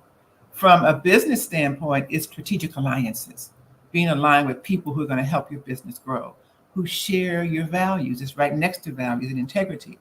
They share your values. You want people to be doing business with you who have the same values of you. And then when we talk about net wealth, it's not just money, it's abundance and joy. Money can come from so many, many, many places. Does your company not only pay decently, pay well, but does your company have a place where people can be joyful? You know, that begins with you. Every company is a shadow of the leader. We talked about authentic leadership. You have to be the joyful one. You have to bring the facing of joy. You have to bring the alignment. You have to bring the invitation for others to follow. You are the leader. And then we get to the expressive voice. Legacy relates to gifts and talents. Are you bringing your gifts and talents to your company? Is your company interested in your gifts and talents? Are you allowing yourself to use people in your company based on the talents that they give? That's how you keep them. You get them engaged and interested and involved. You have them doing things that come naturally to them. It might mean shifting things. I was told when I did a business course, 30 years ago, you don't shift people. Well, I think you do. If you have a person that you have invested in hiring, they like you, they like the company, but don't like the position that they're in, don't get rid of them. Find some place where they can, there's probably somebody else in your company that might prefer their job. Shift it around, make a way, find a way to get people happy, to use their gifts and talents on your workplace. Likability is personality. How do people build rapport? How they build rapport with each other and with your customers and vendors. That's really important. That's how you keep vendors. That's how you keep customers. That's where customer service has a lot to do with the personality and the energy that people bring to your customers and the people and your vendors and each other. And then finally, it's lifestyle.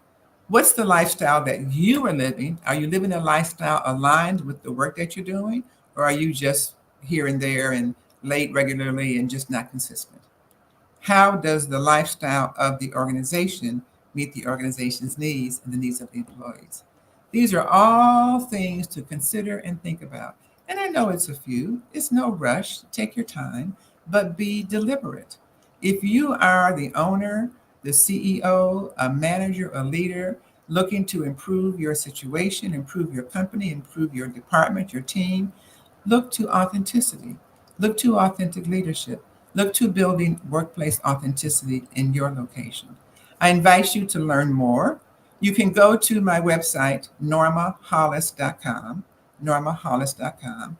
There you will find information about you yourself and how you can develop your authenticity and build it out. You will also learn about the programs that I have for individuals who would like to be trainers, coaches, speakers, facilitators with this entire authenticity process. This took me 30 years to write as I was researching human nature from personal, professional, and spiritual perspectives, just trying to understand myself. I had no idea it would turn into a major company because we're growing very, very rapidly. Then it took me 12 years to figure out, well, just what is this that I have written? It was kind of channeled through me, downloaded, and became something that's been very powerful. I had to understand what it was. And then another 2 years to figure out how to get it out there in the world. And in the last year of having it out there, I am humbled and amazed at how it is impacting people, how it is timely, and how it is growing very rapidly. So part of my message to you is the importance of listening to your inner voice and letting it guide you. I believe that we're entrepreneurs because we have something to do to fulfill our purpose, to fulfill the voice that speaks within. And it's hard to do that when you're under a 9 to 5 trying to live someone else's dream. You need to live your own dream, the dream that was poured into you at the time of your birth and that has been knocking from the inside trying to get out. So I have programs to tell you more about the how you can be one of our facilitators, be one of our certified trainers, and also how to get involved with our corporate programs. You'll find all of that on the homepage of normahollis.com. On the homepage, you'll also find an opportunity to take my authenticity grid. I have a grid of these 9 dimensions you see me. There's an assessment of 9 questions. It's a free assessment that will help you understand yourself. It will let you know your authenticity factor and how authentic you're living your life from your perspective. It's a subjective thing and changes from day to day, which is fine. But the questions alone might give you a chance to see yourself in some new ways. So I encourage you, go to normahollis.com, take some time and explore. You might learn a few things, particularly take the assessment. Leave me your information. I'd be more than happy to connect with you. And especially if you'd like to be one of our trainers. We're actively seeking trainers right now for the expansion that we're looking to come on in January.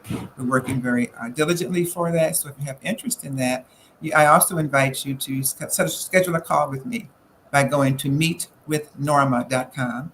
Tell me that you saw me on BBX and that you want to talk about the possibility of being one of my facilitators.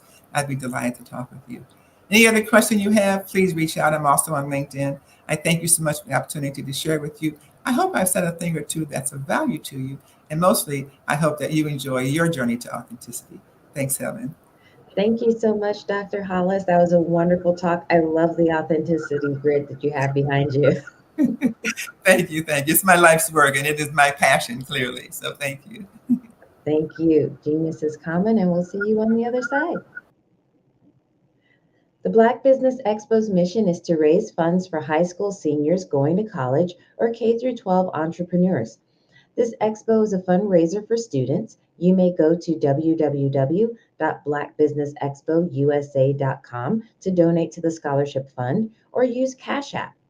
It's on the screen below and it's $BBXUSA. Our goal is to give laptops and up to $5,000 to 10 students. Students can register online at www.blackbusinessexpousa.com. Every dollar counts, so we want to remind you to donate to the scholarship fund. We'd also like to thank our Black Business Expo USA sponsors for July 2023. NC100, Moody Capital Partners, Suede Soul, Lotus Reach Coaching and Training, Carolina, Virginia Minority Supplier Development Council, Step Management, BHS and Associates, Margie McLean Foundation Incorporated, Genius is Common, Earth Essentials, Mulaney Shaney Global, Executive Women's Success Institute, The Quality Coaching Company, Superwoman Business Services, Creative Force Studios, Lee Entertainment, Artistic App Design, and Black Business Expo USA. Genius is Common, and I'll see you on the other side.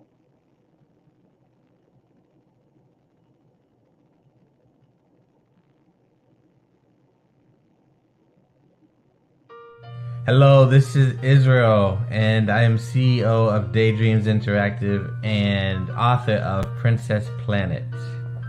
So, genius is common, and as a kid, I loved to daydream. Even as an adult, I loved to daydream. And when my daughter became 6 and loved princess characters, but we just could not find the diversity that showed her, we created our own characters. So, for instance, you have Princess Nulu right here. Princess Nulu is from Uganda, and her genius is that she loves to take care of animals. She can actually even listen and hear what they say. And then we have Princess Isabella right here. Princess Isabella, she's from Cuba, and her genius is biochemistry. One day she hopes to eliminate disease.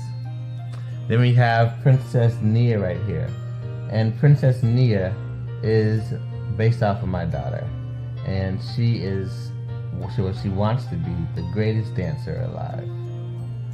So that's her genius. So what's your genius? My genius is my imagination. Genius is common.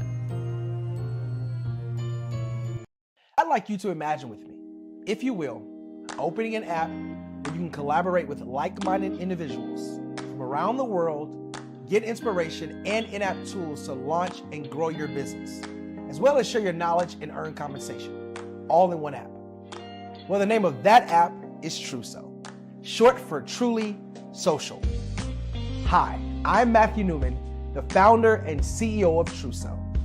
A new concept in social media, Truso is designed from the ground up to be a platform that's both social and empowering for all its users. How exactly do we do that? I'm glad you asked. First, Truso brings the world together via video. Psychologists assert that video provides a significantly more effective connection than audio only. When you enter a community on Truso, you're face to face. Second, on Truso, you don't have to have 1 million followers to monetize. Our business model allows all hosts and moderators to monetize, no matter the size of your following, by 1, producing fee-based content, and 2, inviting others to join the platform as subscribers. Even more, Truso has an in-app resource library with over 100 free resources, forms, and documents to help you build your brand and grow your business. Third, Truso is inclusive. The deaf and hard of hearing communities make up 360 million people worldwide. Unlike audio-only apps, Truso embraces this community, providing a networking platform that allows them to participate via video and closed captioning. We even have a deaf and hard of hearing foundation in the works as well. Fourth, Truso is both social and safe. We refer to Truso as a virtual extension of the beauty shop, barbershop, and brainchild of the community. A place where there's laughter, along with wisdom, growth-oriented conversation, and genuine connections in a safe space. Truso even has proprietary security to ensure we maintain a safe environment for everyone. Where are we at now? Truso is live, y'all. We've launched in beta and we're acquiring users daily. We have an incredible development and marketing team, plus amazing celebrity influencers at the table, helping us spread the word around the globe, beginning within the African diaspora and beyond by creating a safe space for growth, connection, and collaboration. We're truly excited about TrueSelf. We've created something special for which there is a global market. And we invite you to embark on this journey with us as a shareholder. The future for TrueSelf is truly bright. Join us and let's go there together.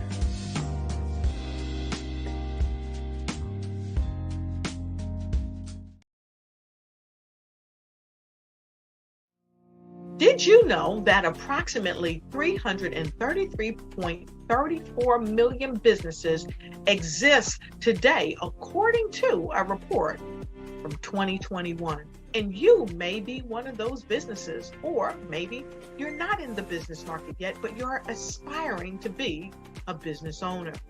Well, guess what? You're in the right place at the right time. Because let's face it, everything is about timing and opportunity. Hi, my name is Dr. Lotus Richey, and I'm the CEO and founder of the Lotus Richey Coaching and Consulting LLC, along with the Lotus Richey Ignite Show. 15 minutes of success with Dr. Lotus Richey, as well as books to boom your business and bring who you are.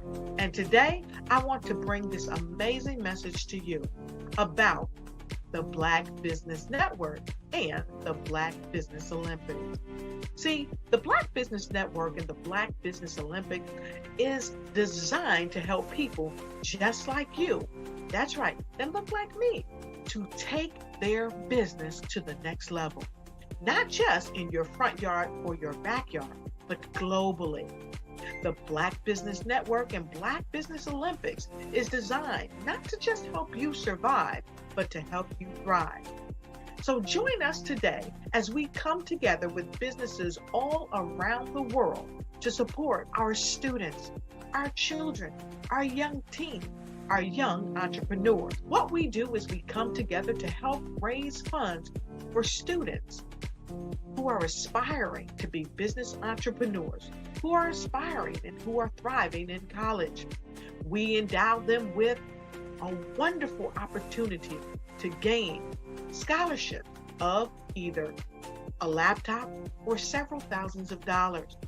And we invite you to help be a contributor to this amazing opportunity to help someone that looks just like you. So join us today at our website and let us connect with you and help you ignite and take flight in every area of your life on the Black Business Network and the Black Business Olympics. I'll see you on the other side.